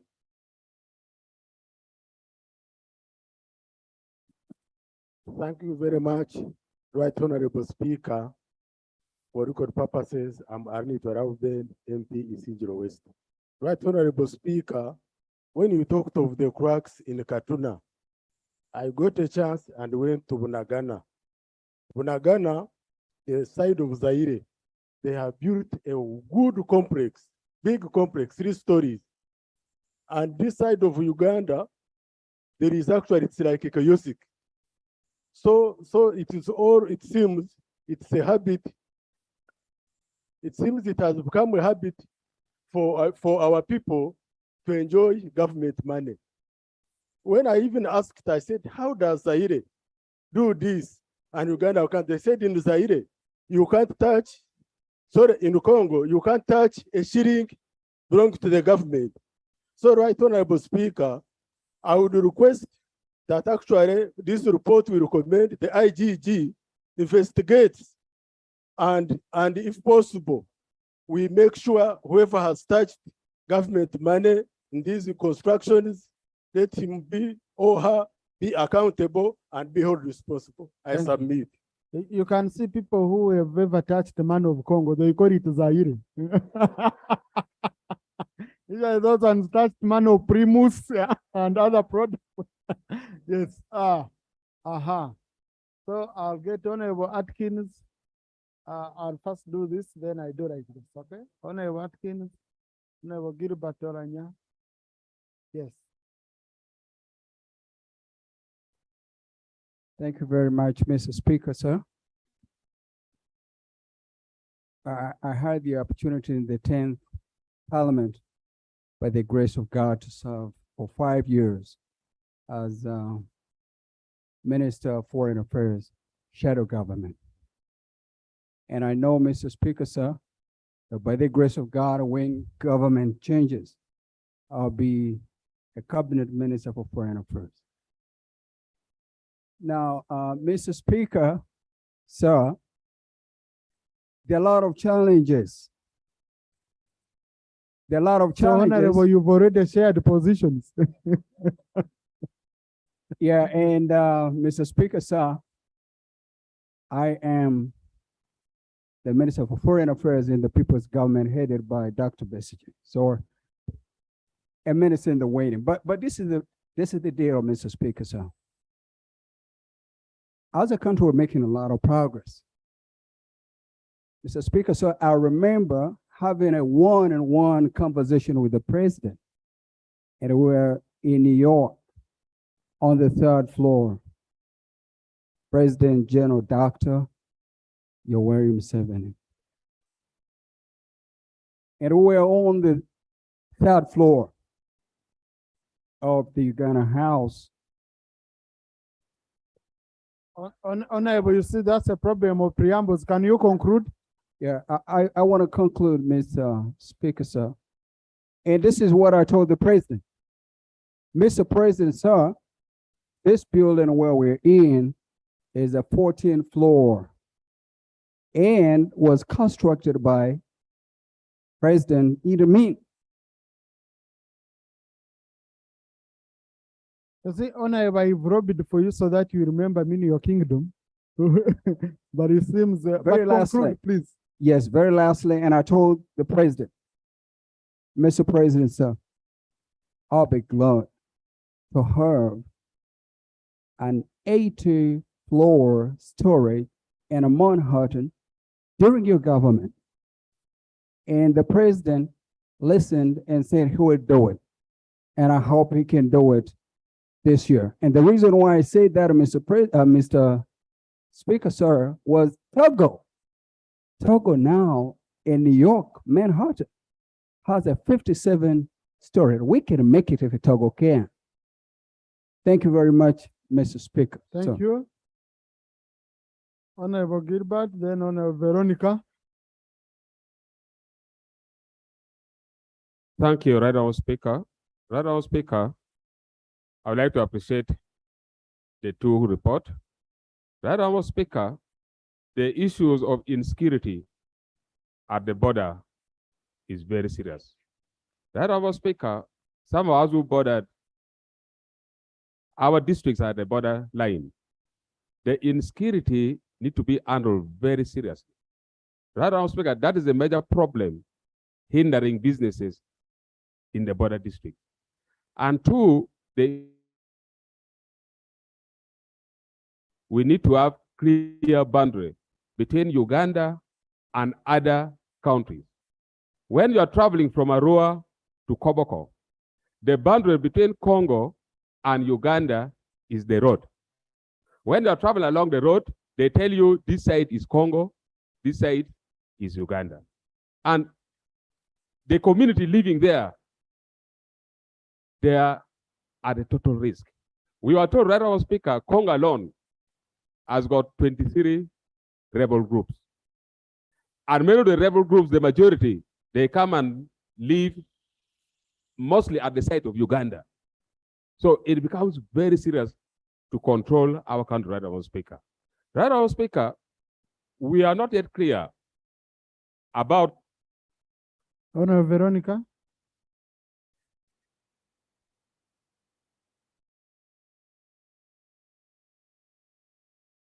Thank you, Right Honorable Speaker and members. Chair, thank you for the report. But Right Honorable Speaker, these embassies are the face of our people, our Ugandans, with a mandate to offer services to our people living there and those interested in investing in our country. Therefore, I pray, Right Honorable Speaker, that in the next budget, we fund these embassies so that they can offer the services they are supposed to offer to the people. Instead of people they are calling Ugandans, telling them their problems that we are suffering from there. Let us support, fund the embassies so that they can do their mandate. Thank you so much. Honorable Masaba. Thank you very much, Right Honorable Speaker. I'll be talking about the issue at Gatuna or Katuna. And when I heard my honorable colleague talking about the Ugandan border post being as if a kiosk and people laughed, but this is the bitter reality. I've been to majority of the one border stop points and most of the border points, and most of them are in really bad situation. And when I reached there, actually I was told Uganda does not own land at the border here. They are renting a small muzigo that they're using as a border post. That is the information that we were told, that this land is owned by people and they're having. Honorable, there is a language we use in this house. So we don't have interpreters to tell us what a muzigo means. So kind of use the language. Right, honorable Speaker. I was told they are renting a small rooms around and land that they are using to do their work. But away from that, when you reach at Gatuna, apart from that building that is in a very bad state, I don't know if the committee went ahead and looked at the areas that are being used as accommodation, because this was also a key concern when I went there with the Committee of Finance. Most of these people are sleeping in one small room and they're using it about. Shadow Minister for East African Affairs. Honorable, you're already off your time, you know.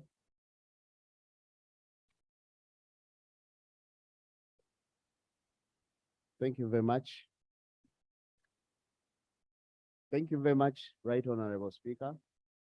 And this being my maiden speech as Minister of East African Affairs. No, Honorable, the Minister of East African Affairs is Right Honorable Kadaga.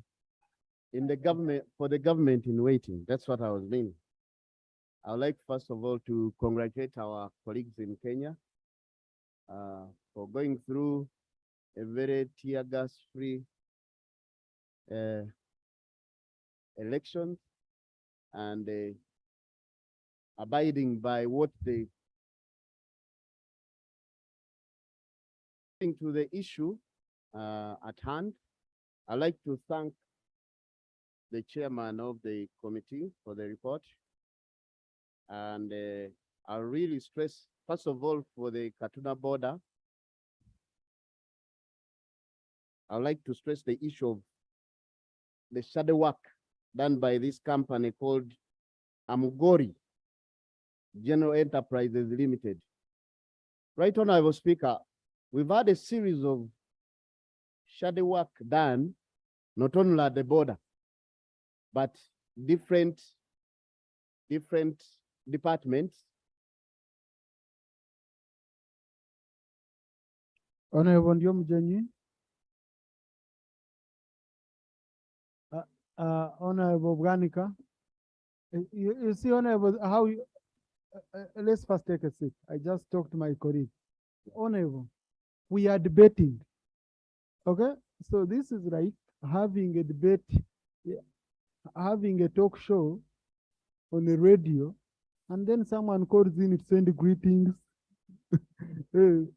You greet for me. So now this was a debate. You started congratulating people, informing us your, so kindly, please, let me give you space for your maiden debate. Can you debate now?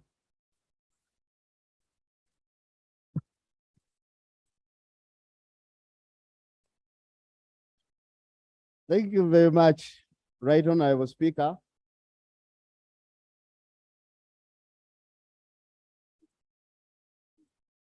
I was talking about the shadow work at Katuna, and really we should take serious action because so many things are done in a shadow way. For example, even schools constructed in Uganda, so many of them, you find that you are going to launch a school, but it is already looking old. So action should be really taken against this company. Then secondly, the board at Katuna, you know, we've had issues that there was no proper flow of goods and services across. And I'm sure by the time the committee did the report, it was still, and up to now, it's not yet fully opened. So I would like to seek some guidance from the minister concerned on how we can restore business at the border fully, so that, because if it's East African integration, we cannot be like somehow there are so many. Thank you, Honorable Korik. Yes, the minister promised to come tomorrow with that statement. So I'll give you more time to respond to the minister tomorrow. You see? Yes. Procedure?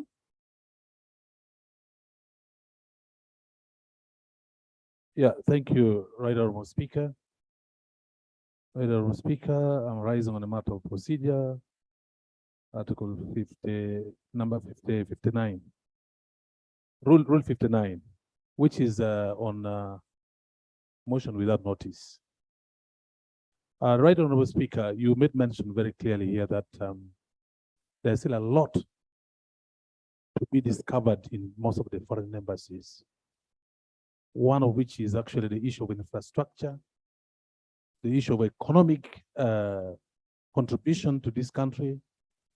And here we are now debating this. And yet in another development, we are expecting also another report which will come for us to continue debating. So I'm moving, Right Honorable Speaker, for us to adjourn this debate and then wait for a comprehensive report that will be presented to this Parliament so that we'll be able to debate it once and for all. Right Honorable Speaker, I move. Thank you.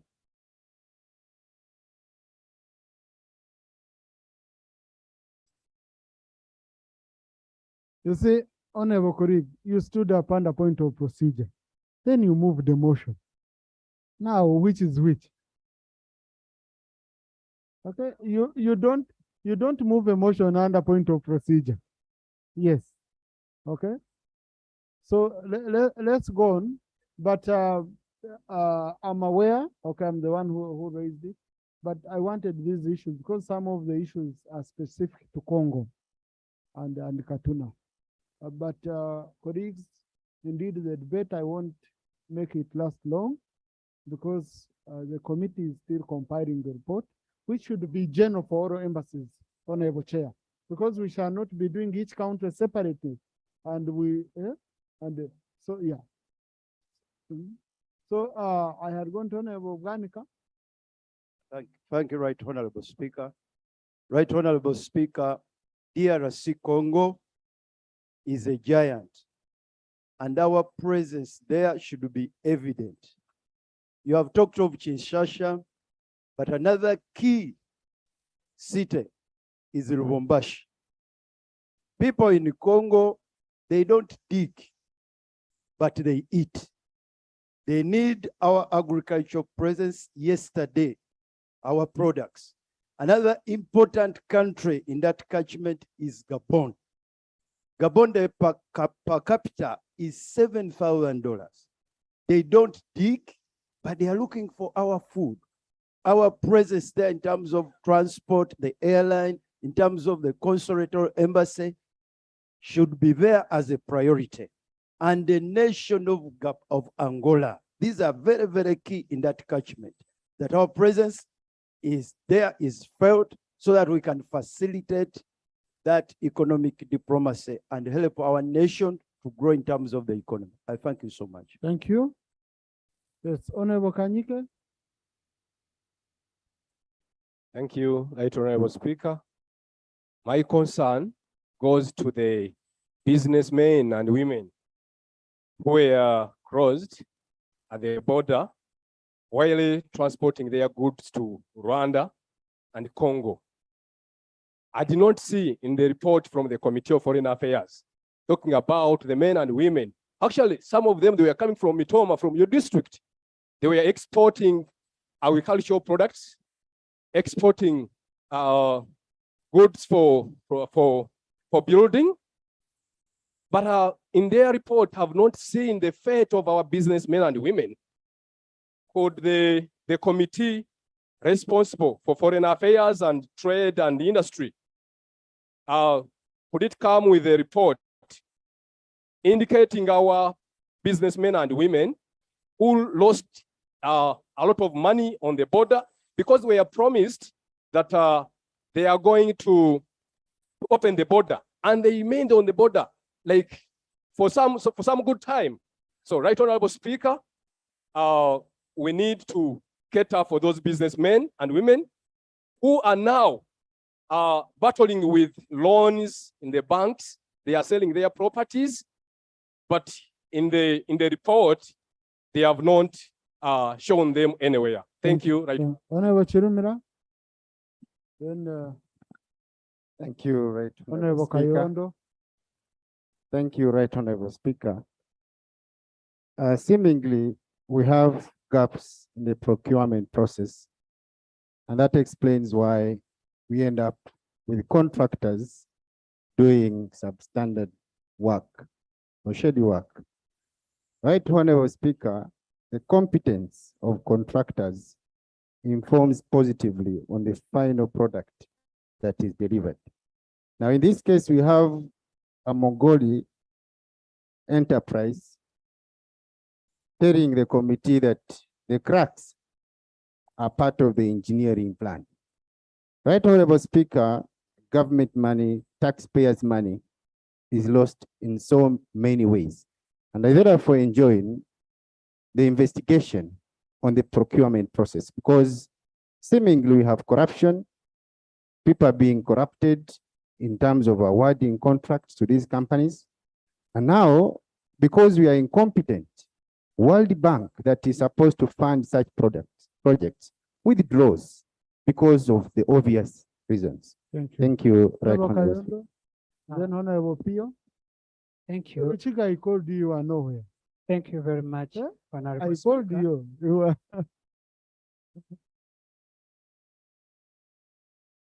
Thank you very much, Honorable Speaker, for having caught your eye today.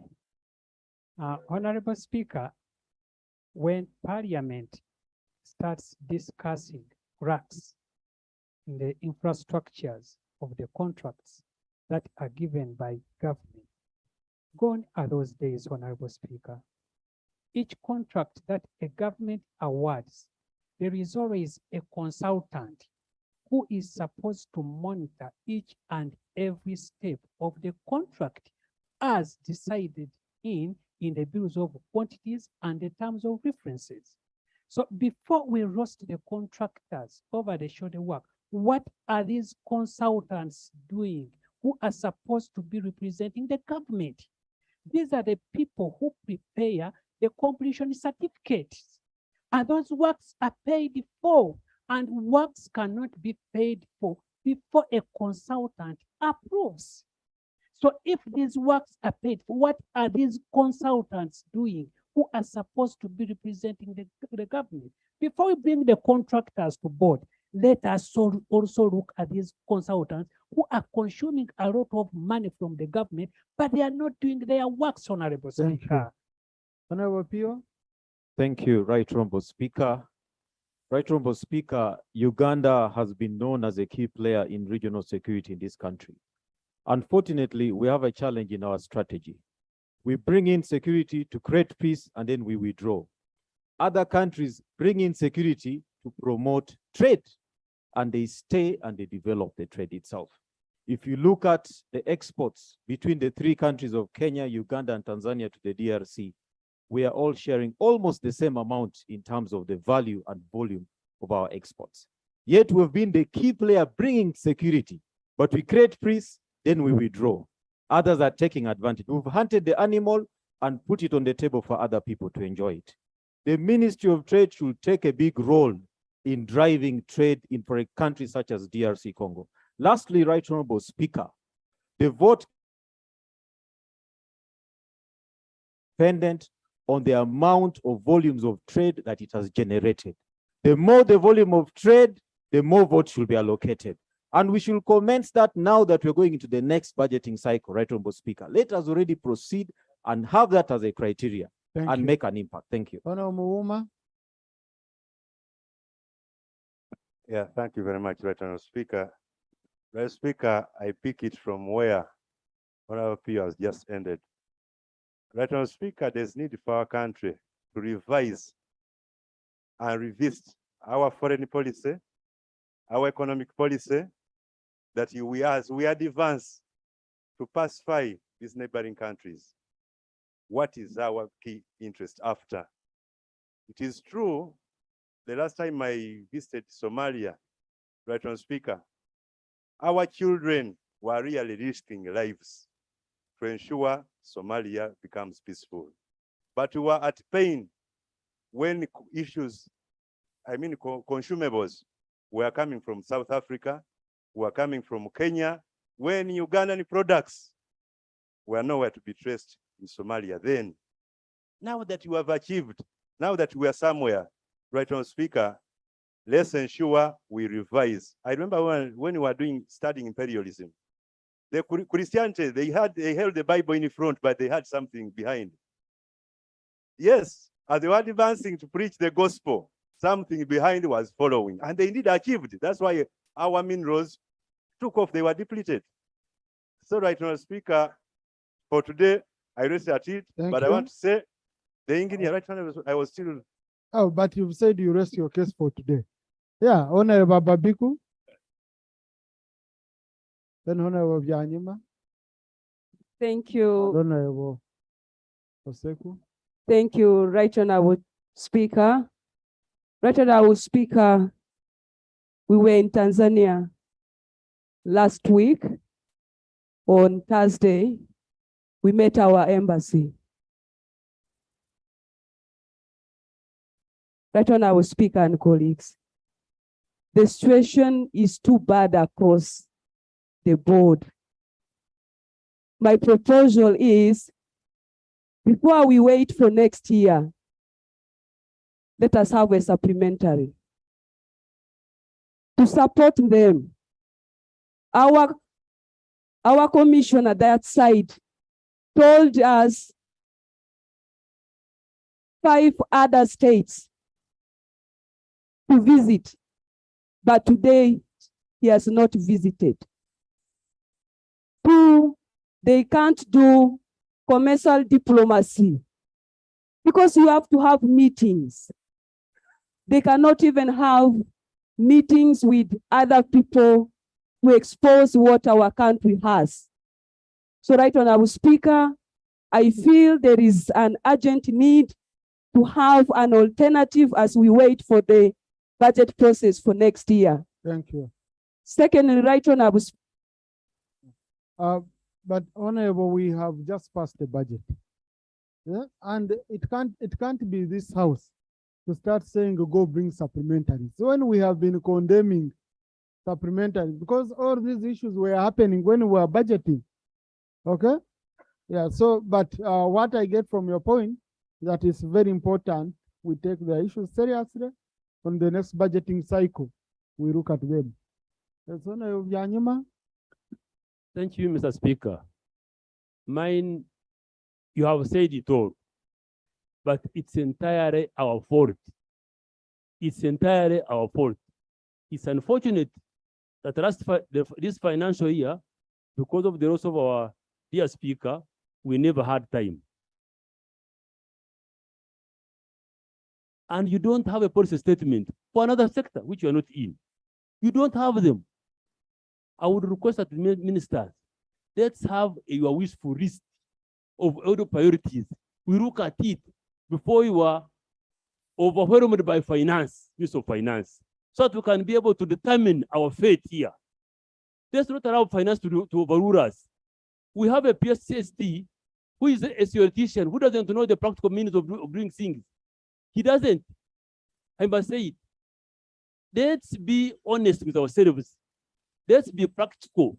You cannot have a 260 pages process statement on an iPad. You cannot read it. Copy so that if I am in physical infrastructure, I can know what is in water, what is in foreign affairs. Now you are all in darkness. Each member knows what is in the committee. But we used to have a copy and read it and compare notes. We never had a chance to debate our reports. Thank you. Thank you, Honorable Janima. Colleagues, let's avoid the situations of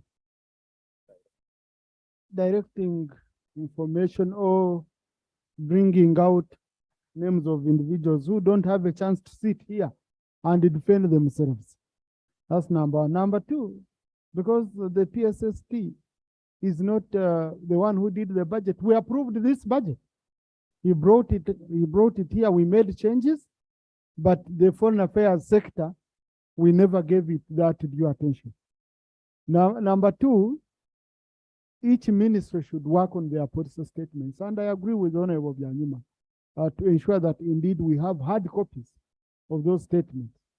We don't want to hide behind, soft copies and all that, because anytime soft copies, our system where we upload them after, we have to delete documents to create space for others. So we need hard copies so that colleagues can always refer to them during, especially when we are having such issues. Now, when we are going to say that tomorrow we have a debate on foreign affairs, then I would pick a ministerial policy statement of foreign affairs. I read through and it guides me what their plan was. Honorable Seku? And Thank you then very much, Honorable Chinyamata. Right Honorable Speaker. And then budget is here. I would like to appreciate the committee for the report. My attention, Right Honorable Speaker, is drawn to the visit of the committee to Kinshasa. And they report that during the war, our mission was destroyed, it was looted, and that we had to rehabilitate it and were struggling to put up the chancellery. Right Honorable Speaker, diplomatic missions are founded under the Vienna Convention on Diplomatic Relations. And Article 22 obligates the host country to ensure that the missions there are inviolable, they are protected, and that no damage or insecurity affects them. Now, Right Honorable Speaker, my concern is what has the government done to claim the damages that we incurred from the war in Congo? Aware of the fact that Uganda is paying $325 million to the government of DRC out of the alleged, not actually, it was proven that we had looted and caused the havoc in Congo during our intervention there. And of recent, we have just paid over $65 million to that. Honorable Chinyamatama, Minister has picked the point, Honorable Secretary. Thank you so much, Right Honorable Speaker. My concern is that the government of Uganda should refocus on its foreign policy and majorly concentrate on the economic gain or the economic sense. Because this is why we see ourselves providing security in the East African territories, and we end up only with security, withdrawing, and other countries taking on the economic gain. It's just because their focus is focused on the economic sense. So I think that is one thing that the government of Uganda and the foreign minister should concentrate. Thank you. Thank you, Honorable Dimi. Thank you, Right Honorable Speaker, for the opportunity. Members, when you move around the globe, all our embassies, missions, they are all in total mess. This time, we've done something in the budget, but even the little, Right Honorable Speaker, which was provided to these missions and embassies, was not given. So instead of asking for a supplementary, let Minister of Finance release the additional monies we gave to this embassy. Because we provided some money, even in Kinshasa got something. So members who are agitating for supplementary, we should not take that route, but advise Minister of Finance to release what was provided in the budget. That's why we feel embarrassed when you move out. Ade, and then Mamawi. Right Honorable Speaker, sir, the issue of diplomacy must be looked at as commercial diplomacy. Right Honorable Speaker,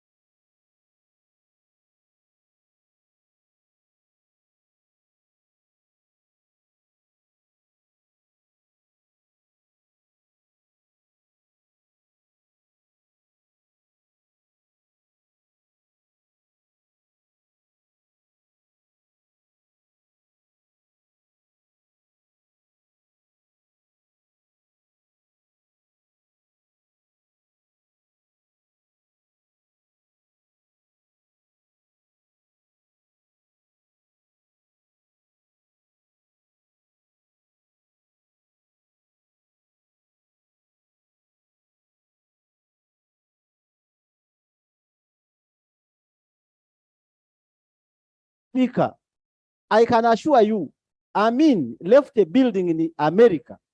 That building is next to the UN headquarters, 18-story. And when they took over power, they went to plaque the name of Amin's name from that building with a lot of hammers, but refused to get off. All the embassies have been killed. I have been in this parliament. I visited these embassies under park. They are all dilapidated. When you go to DRC, it's the same story. How would you construct roads? Honorable Mapenduzi. Thank you very much. Please, he has no time. Thank you, Right Honorable Speaker. I join the rest in thanking the committee. Right Honorable Speaker, there are people, including in this room, who spend a lot of time every morning working on their faces, simply because they know the important role the face plays. In this parliament, we are saying our embassies are the faces or gives the face of the country. If we know the importance of our faces, why can we putting the faces we have out there in the correct shape so we are able to give the kind of impression the world needs? Right Honorable Speaker, a few months ago, I went to our embassy in Kenya. It's unbelievable. First, where they are located.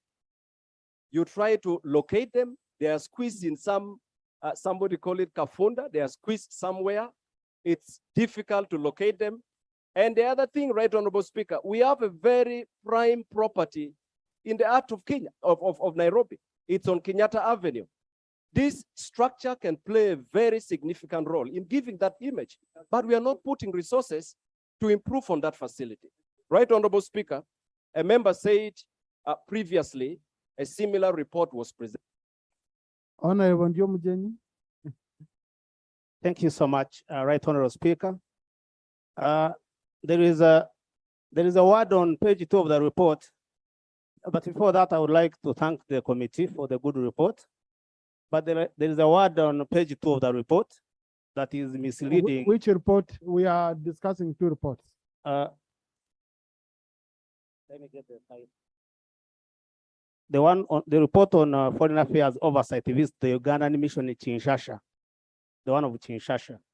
There is a word called site visits, and on that word, it misleads the whole report that they did a site visit. The site visit, the word they are using is SIGHT. So I don't know if it is SITE, it will mislead us if they did site visit the way they have done. Maybe that's what they did. They need to tell us. But Right Honorable, I would like to refer to page 19, where the committee is saying Ugandan banks should be facilitated to operate in Eastern DRC. In Uganda, unfortunately, we don't have banks owned by government.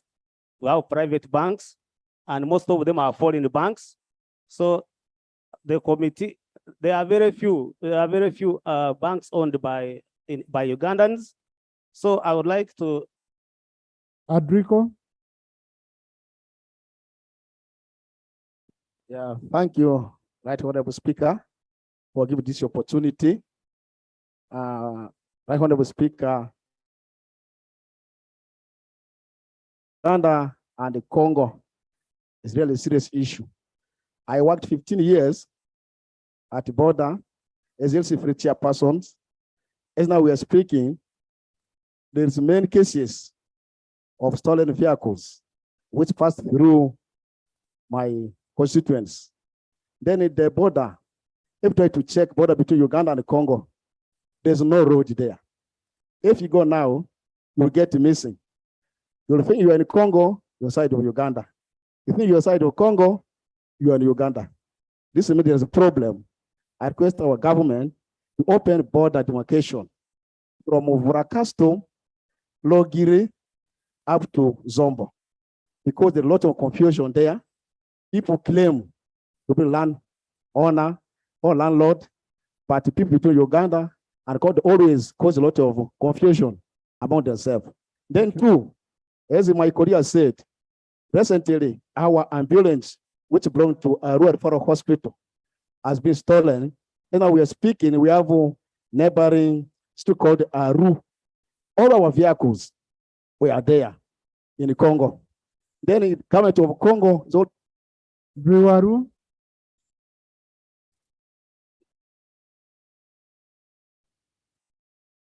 Thank you so much for this opportunity, Right Honorable Speaker. I want to pick from where Honorable Drico has left. The issue of insecurity along our border is so horrible. We are neighboring Congo. The road that stretches from what he has mentioned from Odramachaku to Paranga up to Koboko is very terrible. And you talked about a very open market in Kinshasa, and our people cannot access this.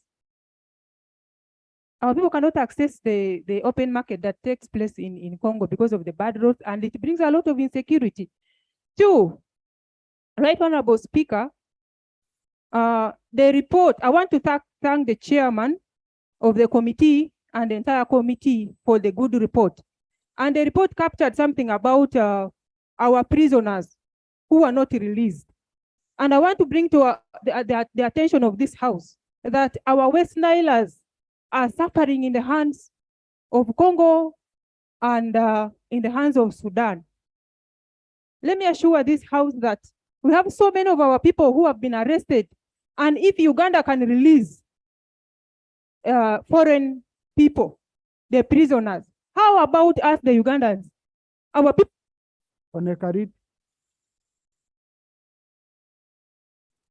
Yeah, thank you very much, Right Honorable Speaker.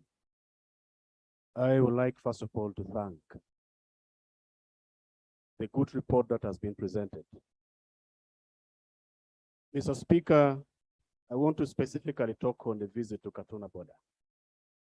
When the report was read, I had at a particular point whereby Uganda passport has been netted in the hands of non-Ugandans. Mr. Speaker, this is a public secret that our issuing officers, the Ministry of Internal Affairs, it seems they are not putting very keen a process, very mean method of issuing the passport and even national ID. Mr. Speaker, my humble request is that it is high time that we need to protect our citizenship. Our passport need to be limited to only the citizens of this country and also the national ID. So that as a country, we become proud of the citizenship that we carry in the name of passport and identity card. Thank you very much, Mr. Chivumbi.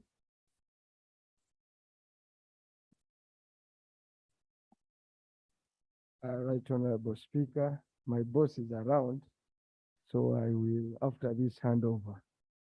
But he has just come here. So please conclude. Yeah, Right Honorable Speaker. Do your work. I do my, yes.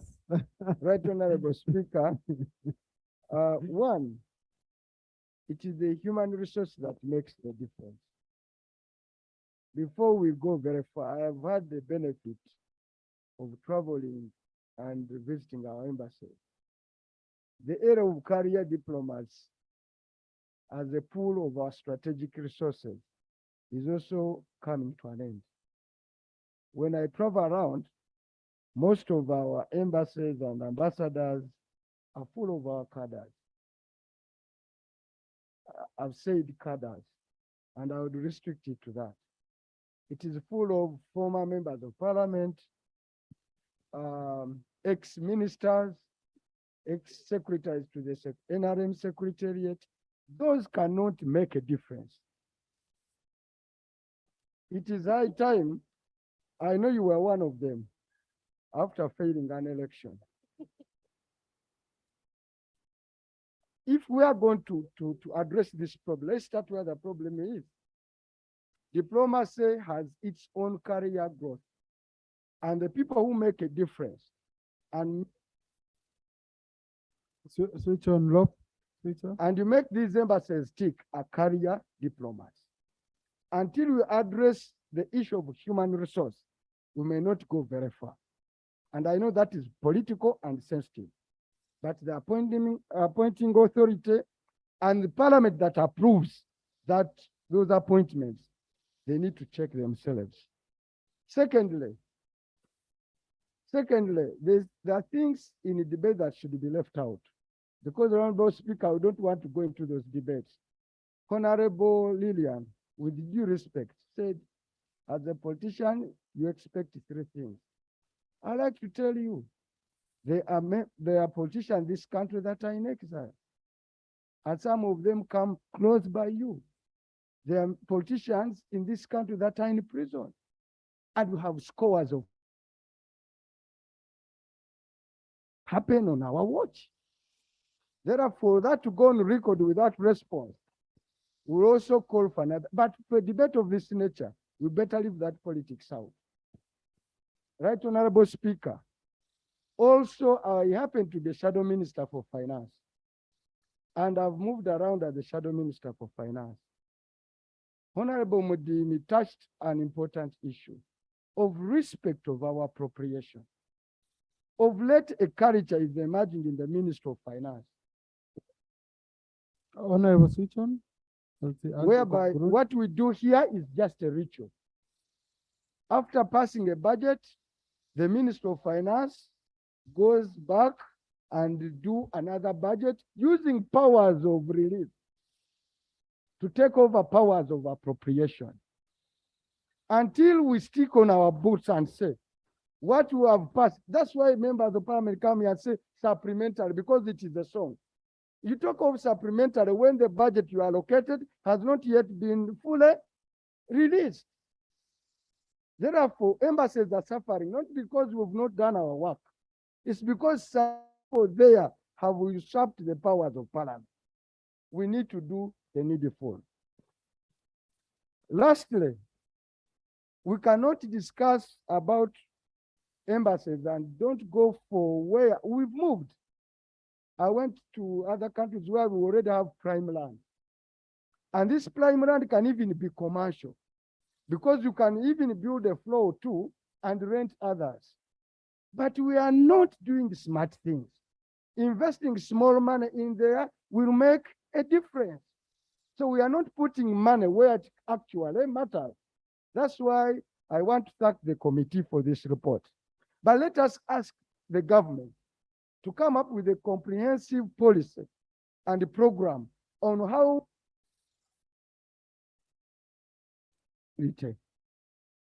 to turn our embassies to viable institutions that are self-sustaining. It can be done. And I beg to move, Right Honorable Speaker. Thank you, thank you. Thank you for the good submission. Yes, Honorable Minister, I will start with the Minister of Industry.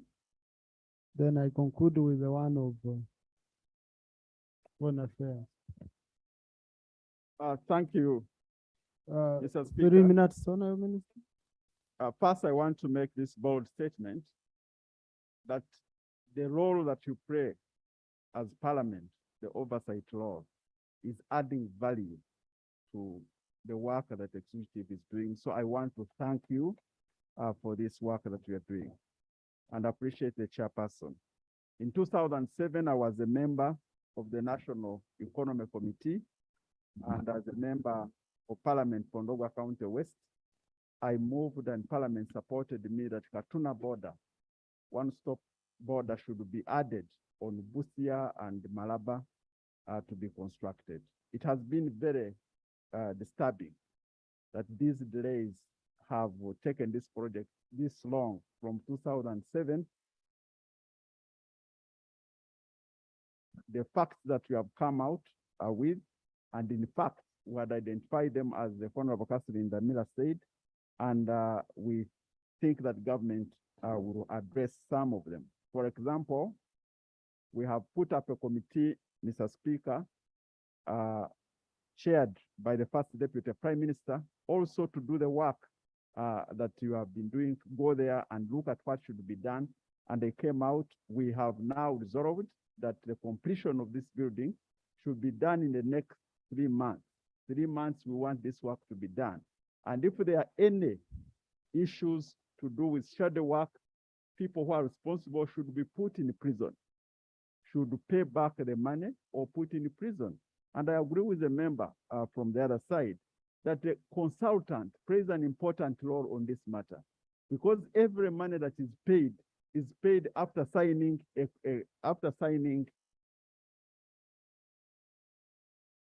Honorable Minister, have you allowed? Thank you, Mr. Speaker, and thank you, Honorable Minister, for giving way.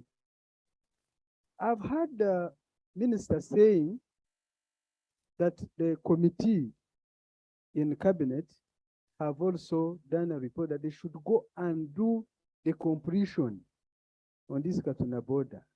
The completion, when they say the cracks are all over, will it be a completion or working on it to put it right? Because if they do a completion, they say the thing is, those who have studied engineering, the scientists, they say that it will collapse after 10 years. So may I be clarified? May I understand well what is going to be done? Especially with the pictures which were shown on TV. Yeah, the completion will include the correction of the defects that are happening. Yes. Yeah, according to a report we have from the chief, from the Minister of Works, the integrity of the building, whether the building can stand, is okay, but there are defects that need to be corrected. So that's the difference that is there. Now, Mr. Speaker, on the issue of DRC, as you recall, members, our trade balance between DRC stands now at $726 million US. So it's an important market. And as you recall, government has been making priorities first and foremost to provide, to have peace in the region and stability before you talk about the market. Now that there is relatively peace and stability in the region, we think that we can answer the question of people who have been saying, why do you go and provide security to the region, other countries come and take over and do the trading? We are doing both. Recently, my colleague, the Honorable Minister for State for Trade, together with the First Deputy Prime Minister, led a committee to DRC Congo, and 2 months ago, and we signed deals for Ugandans to go and make business in that country. So we are on the right track. We have trained commercial attaches. We are ready. If the ministry is resourced, we can deploy these commercial attaches working with the Ministry of Foreign Affairs so that we promote our country and create wealth for our people. The Honorable Mara asked the question whether, given the circumstances of lack of resources in the ministry, we will be able to attend the manufacturing conference in Kenya. Yes, we are going to have presence there. We will be there. If the ministry is not there, the Minister of Foreign Affairs, the trade, rather, our embassy will be there, but we are going to attend with UNBS to be there. Lastly, Katuna is a very important strategic border, the gateway to Rwanda. And before the closure, we are having the balance, the trade balance of $219 million US. When the border closed, went down 3.7 million. Now the border has opened. Well, the reason why we want that road, that members you look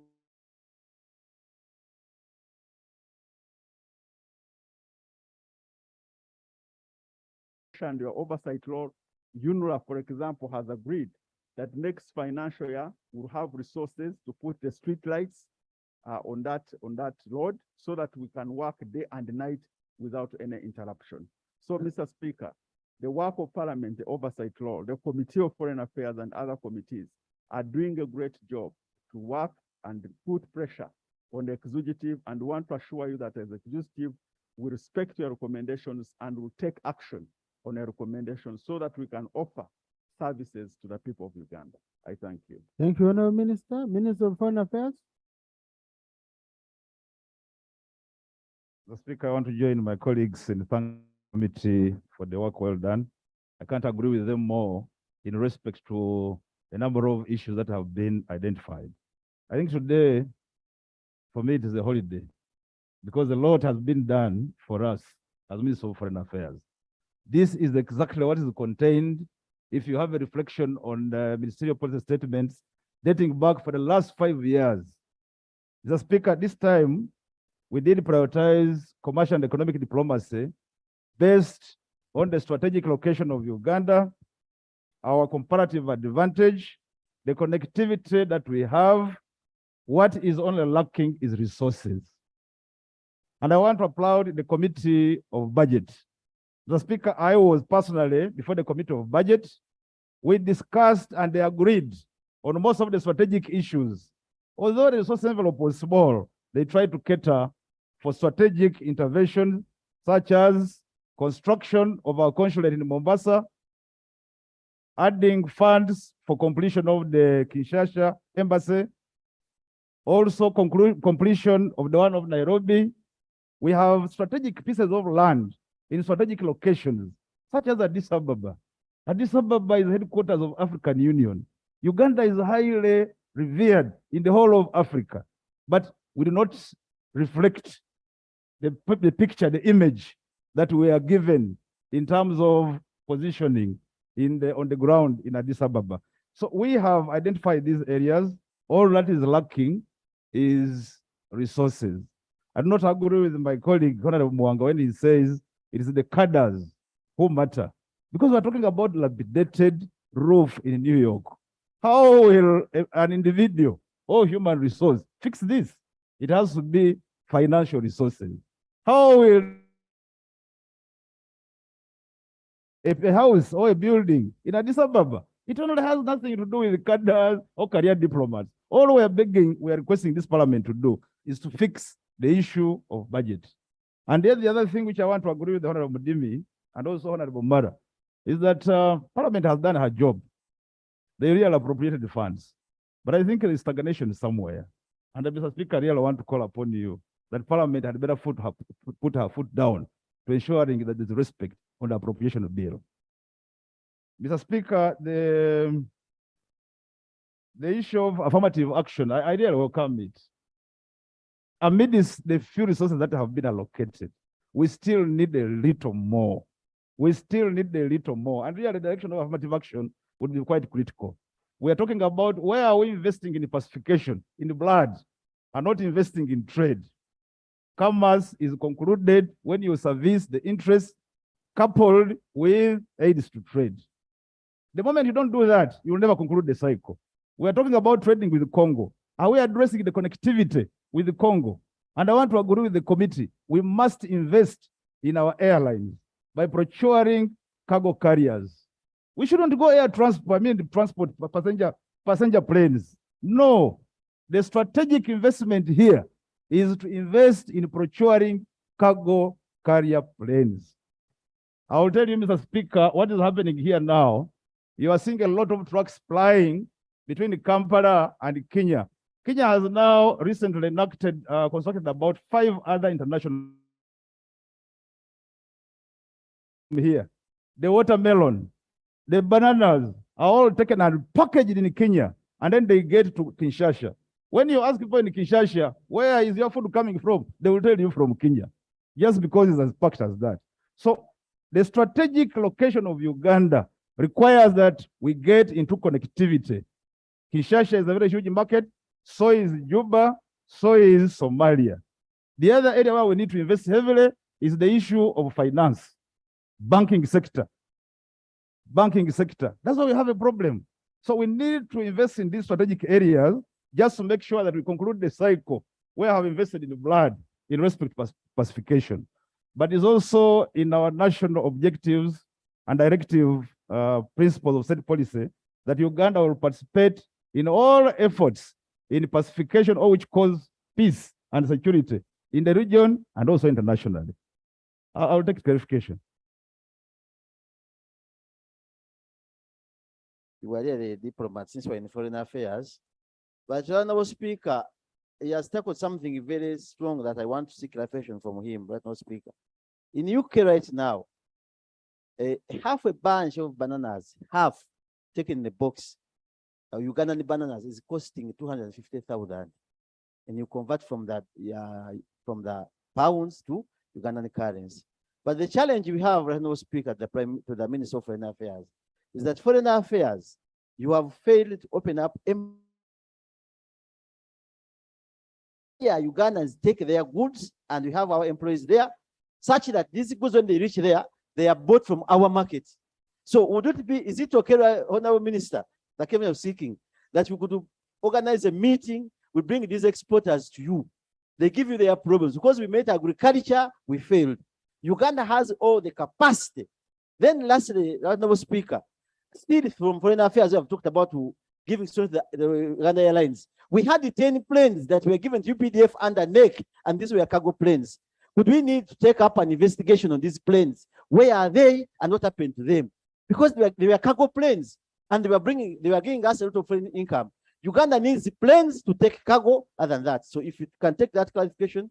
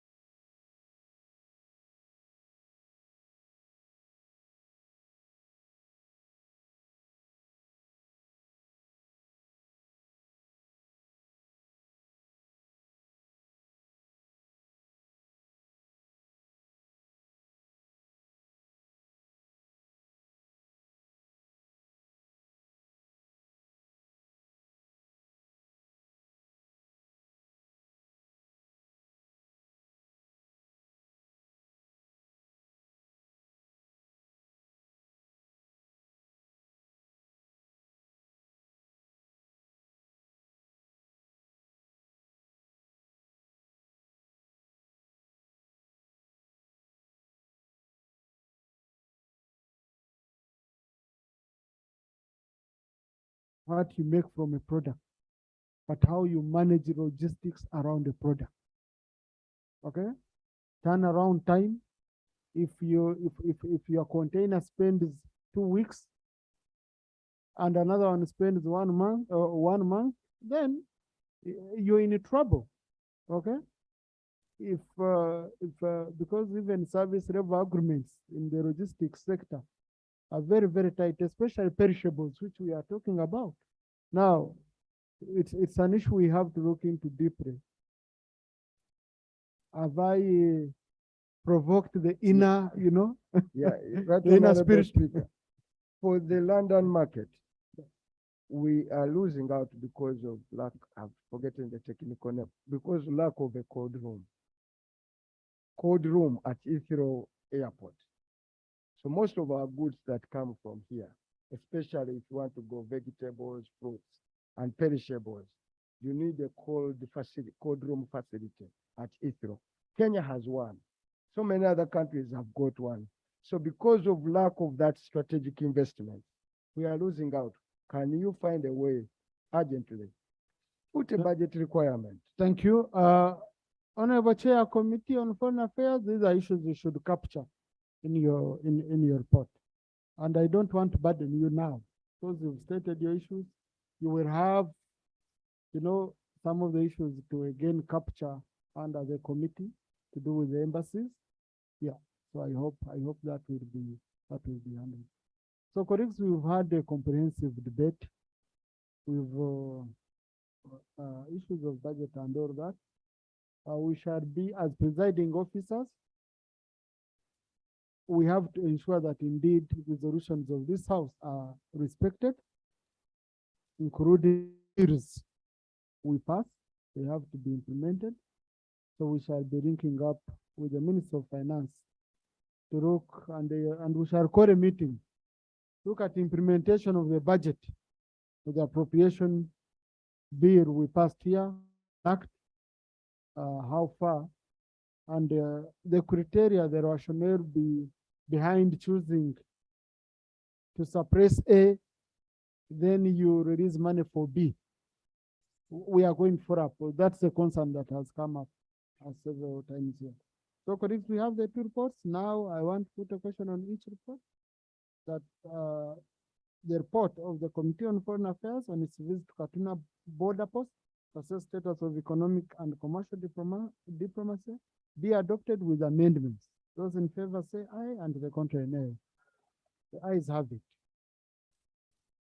I direct the clerk to extract the recommendations together with a copy of the answer and transmit them to the relevant ministries, departments, and agencies for implementation. And as per Rule 220, the Minister of Foreign Affairs should report back to this House with an action taken report within 3 months. Colleagues, also now I put the question that the report of the Committee on Foreign Affairs and an oversight visit to the Uganda mission in Kinshasa, Democratic Republic of Congo, be adopted. Those in favor say aye, to the contrary no. The ayes have it. Please extract the recommendations and forward them to the relevant ministries. And also in 3 months, Honorable Minister, we expect an action taken report in the recommendation goes to colleagues, we have very many issues which are related to your questions.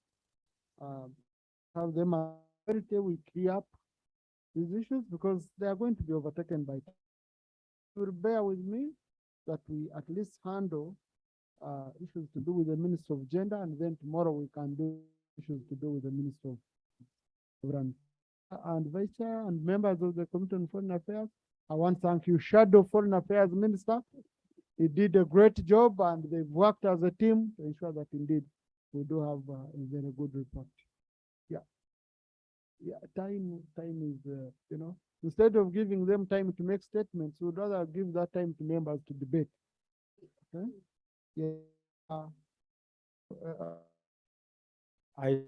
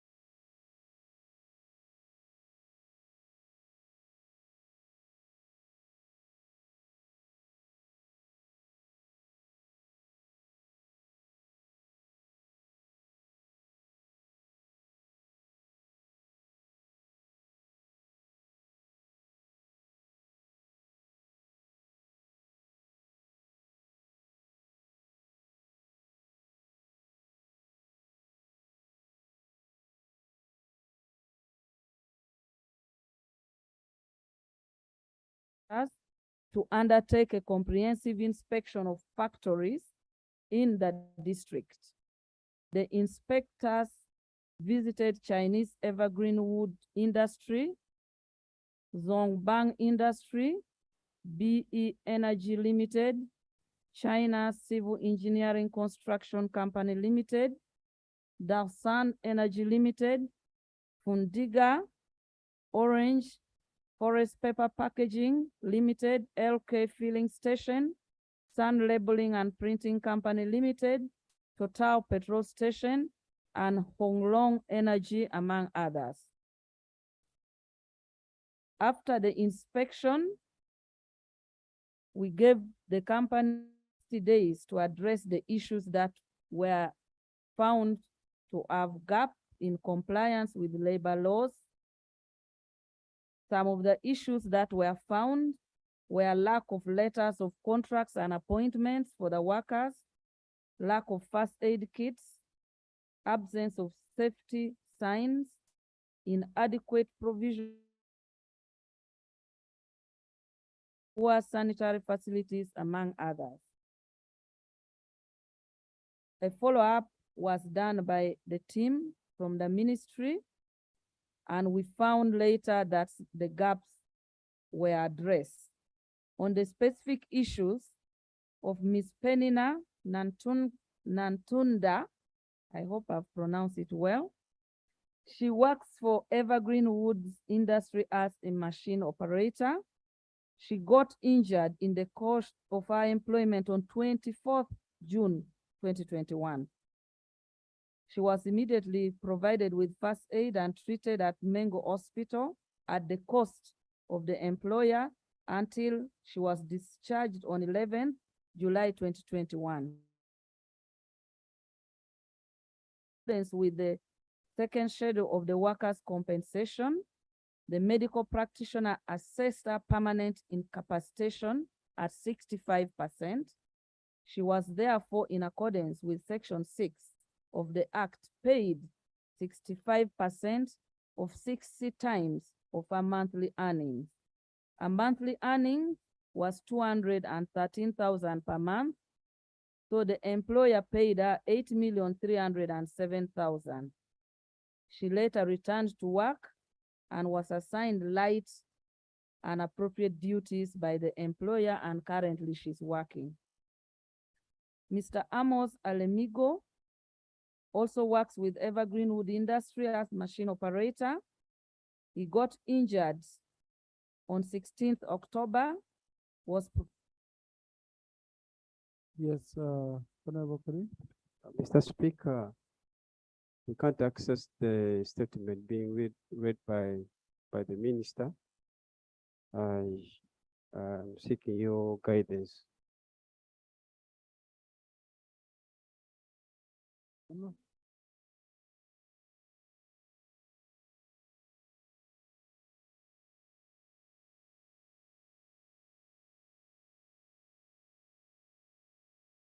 Right Honorable. On August 2nd, 2022, a detailed response, which I am reading, was forwarded to the clerk of Parliament. Clerk, did you have this? Please have it loaded, but colleagues also, according to our rules of procedure, the member who asks the question, as long as is satisfied, because look, we are going to hold this for long, and that's why even as per Rule 45 sub Rule 2, it's only that member who can raise the supplementary question to that question. So let the minister continue, but I will request you, Honorable Minister, clerk, to ensure that indeed this is submitted. Even me, I had asked for a copy. Usually Chief Whip has many copies, but this time he has denied me. Yes. I don't know whether he also has one.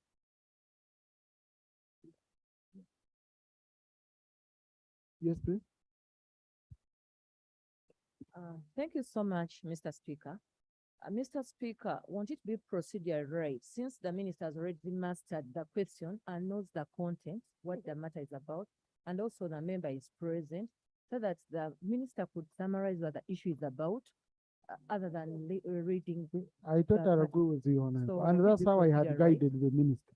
Thank you, Mr. Speaker. That's how I had guided the minister, but you know, my sister, we have our other secrets. So I didn't want, now you're making her shy. You see,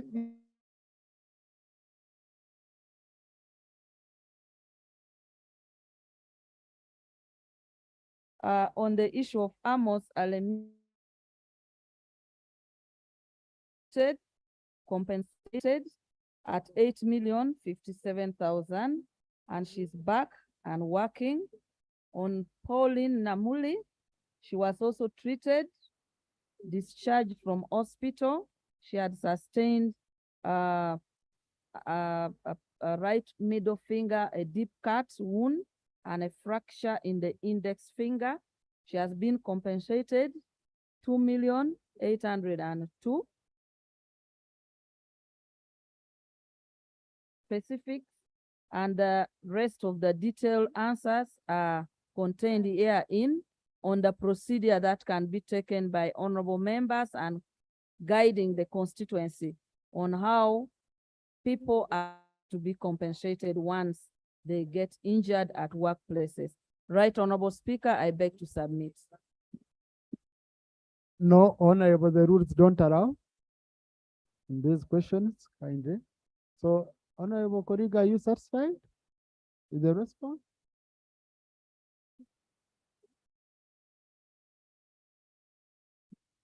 Thank you so much, Right Honorable Speaker. First of all, I would love to have a copy from the minister. Prayer is, we should not stop over just compensation. Yeah, We the need minister also showed you, training. the minister showed you that she has taken action. So now get the report and go and confirm. All right. Okay, thank you. Right. And we're going to be? Yeah, continue. They already. Item 7B, 7(1)B. Yes, for purposes of the record, where I quoted 5(2)44(2), rule 2. So kindly clarify that.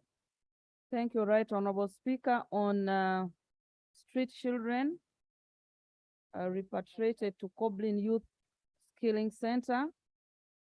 Right Honorable Speaker, the Ministry of Gender, Labor and Social Development with development partners plays a role in ensuring that street children and issues related to children are addressed. In respect to that, in April, the Right Honorable Prime Minister contacted me with the concern related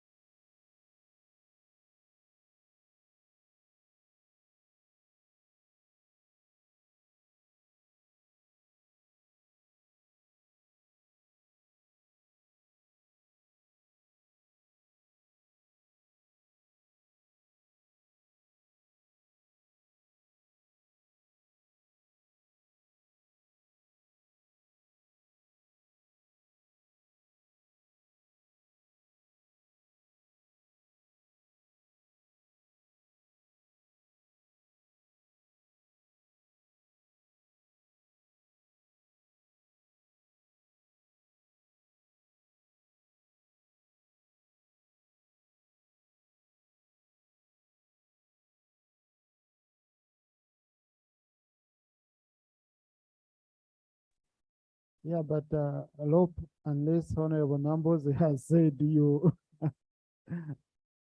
but she didn't raise this as she raised this as an individual MP. Let me do an exception because we have been missing you these days.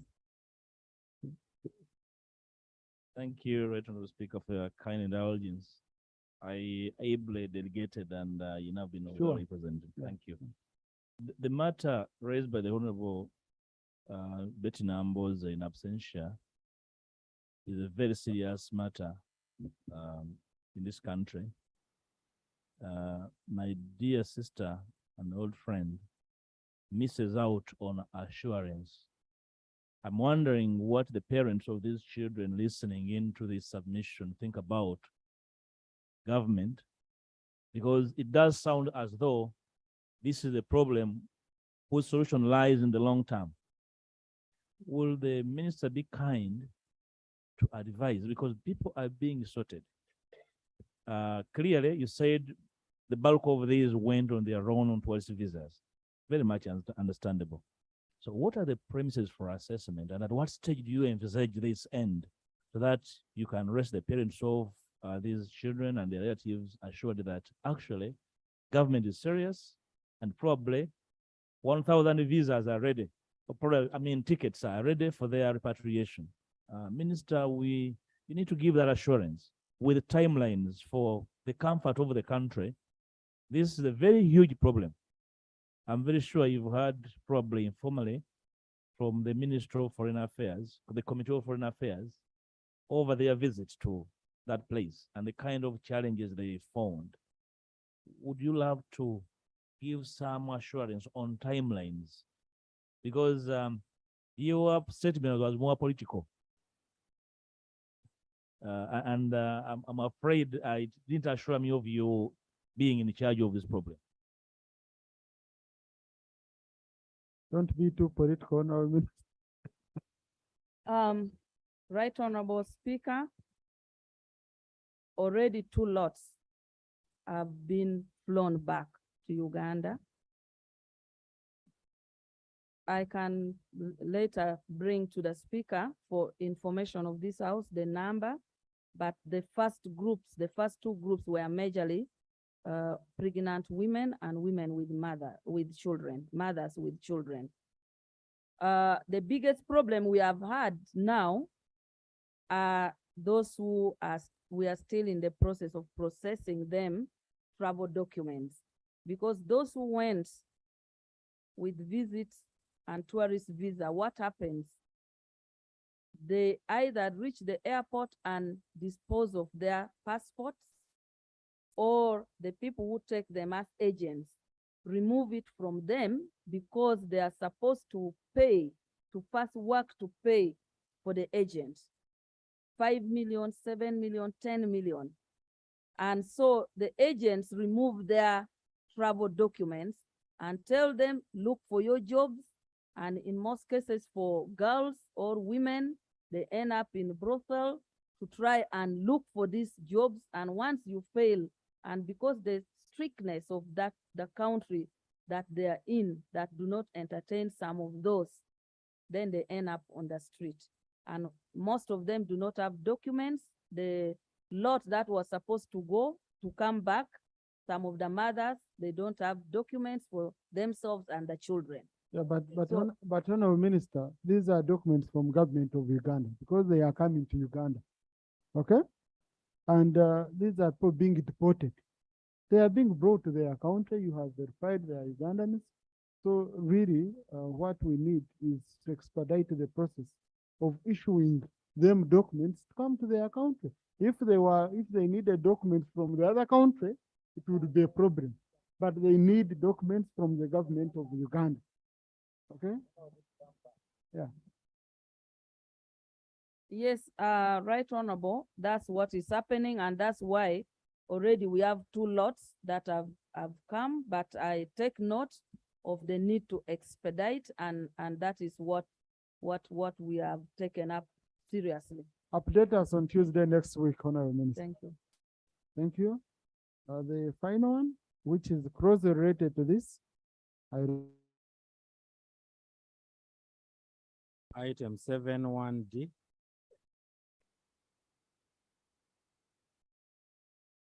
Right Honorable, this is a question from Honorable Woman Member of Parliament Ruchiga.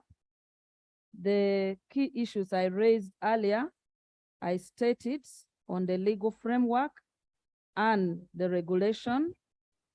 On the specific case of one Nyakaisiki Barbara from Muhanga Town Council, the matter came to our ministry in respect to our issue. We did everything possible to support the family. At the time that I sent this reply, the lady, Madam Nyakaisiki Barbara, was at the deportation center and had stayed there for 4 months. Now, deportation center is where somebody is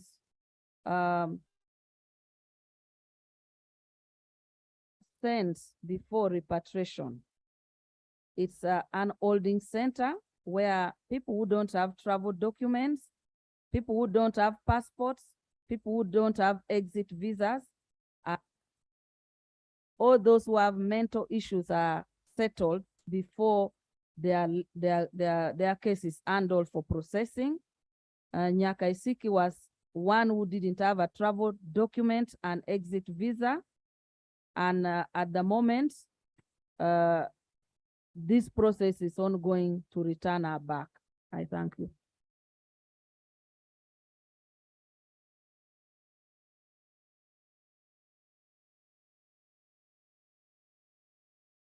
Yes, thank you, Honorable Minister. So colleagues, tomorrow we want to handle the issues from Minister of Lands. I want all issues, all questions which were raised by members to be answered so that we clear. Because we no longer want to spend 2 weeks without members receiving responses to their issues. For example, you can imagine since when Honorable Namboze was here. So we no longer want these issues to take a long time. They get overtaken by events. And members even lose interest, and so we want them to be handled expeditiously. When the issues are raised, the next day, they should be extracted. Now, Chief Whip, in your office, you have a staff. The director in your office is the staff of Parliament. Okay? So after every session, let the director extract the issues. We no longer want this business of saying, no, clerk didn't extract and forward the issues. No. From now and onwards, let the issues be extracted by the director in the office of the government chief, in the office of lead of government business, who is the staff of Parliament. The issues are transmitted to the ministers right away. We no longer want to spend a week without responding to members' issues. If we let Chief Whip finish, then you come on again, Chivumbi. Thank you so much, Right Honorable Speaker. Right Honorable Speaker, let me affirm that it is already work in progress. For honorable members who have always raised matters on the floor, they can confirm that my office has always written and copied them in. Even yesterday, I signed over 10 letters to different ministries. So with your commitment, we will continue along that trajectory. Thank you so much. And Honorable Chief Whip, the ones you wrote yesterday, I've received copies.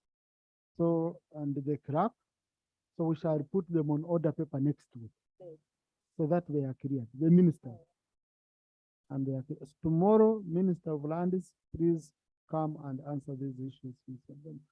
Procedure, Honorable Chivumbi? Yeah, Right Honorable Speaker, I raised on the point of procedure. Right Honorable Speaker, last week, I read a statement here on behalf of the leader of opposition, raising several issues touching releases, touching salaries of civil servants, and district quarters, and you directed the Minister of Finance to respond by, you gave them 1 week, which has ended today, and no response. We have only seen partial responses because the matter has been in the press. We've seen adverts being run to respond to a statement in the newspapers and you can't respond to what is in the newspapers. So I raise on a point of procedure whether you can beseech you, request the government to respond as you directed, which was 1 week. Thank you, Honorable. Yes, tomorrow I want it to be members' issues. I'm having many issues sort out tomorrow. I had already directed clerk on what capture. So this item should be on the order paper on Tuesday, without fail. I saw the response in newspapers and was like, but we gave you a forum on which to answer. So why didn't you answer on the floor of Parliament? Why rush to the public? So now you don't have money, you're spending more money releasing adverts. You know, it's I don't know some people. Huh? So the advertising responses instead of using free space here, you know. So ministries, please, when we ask you questions here, you're saying you don't have money. Please, instead of advertising your responses before they are brought here, come we give you a free space for advertisement. The space you get on the floor of Parliament is very, very important and free space, you know. So thank you, colleagues. I thank you for your patience to be here until this time. I adjourn the House to tomorrow at 2 p.m. Thank you.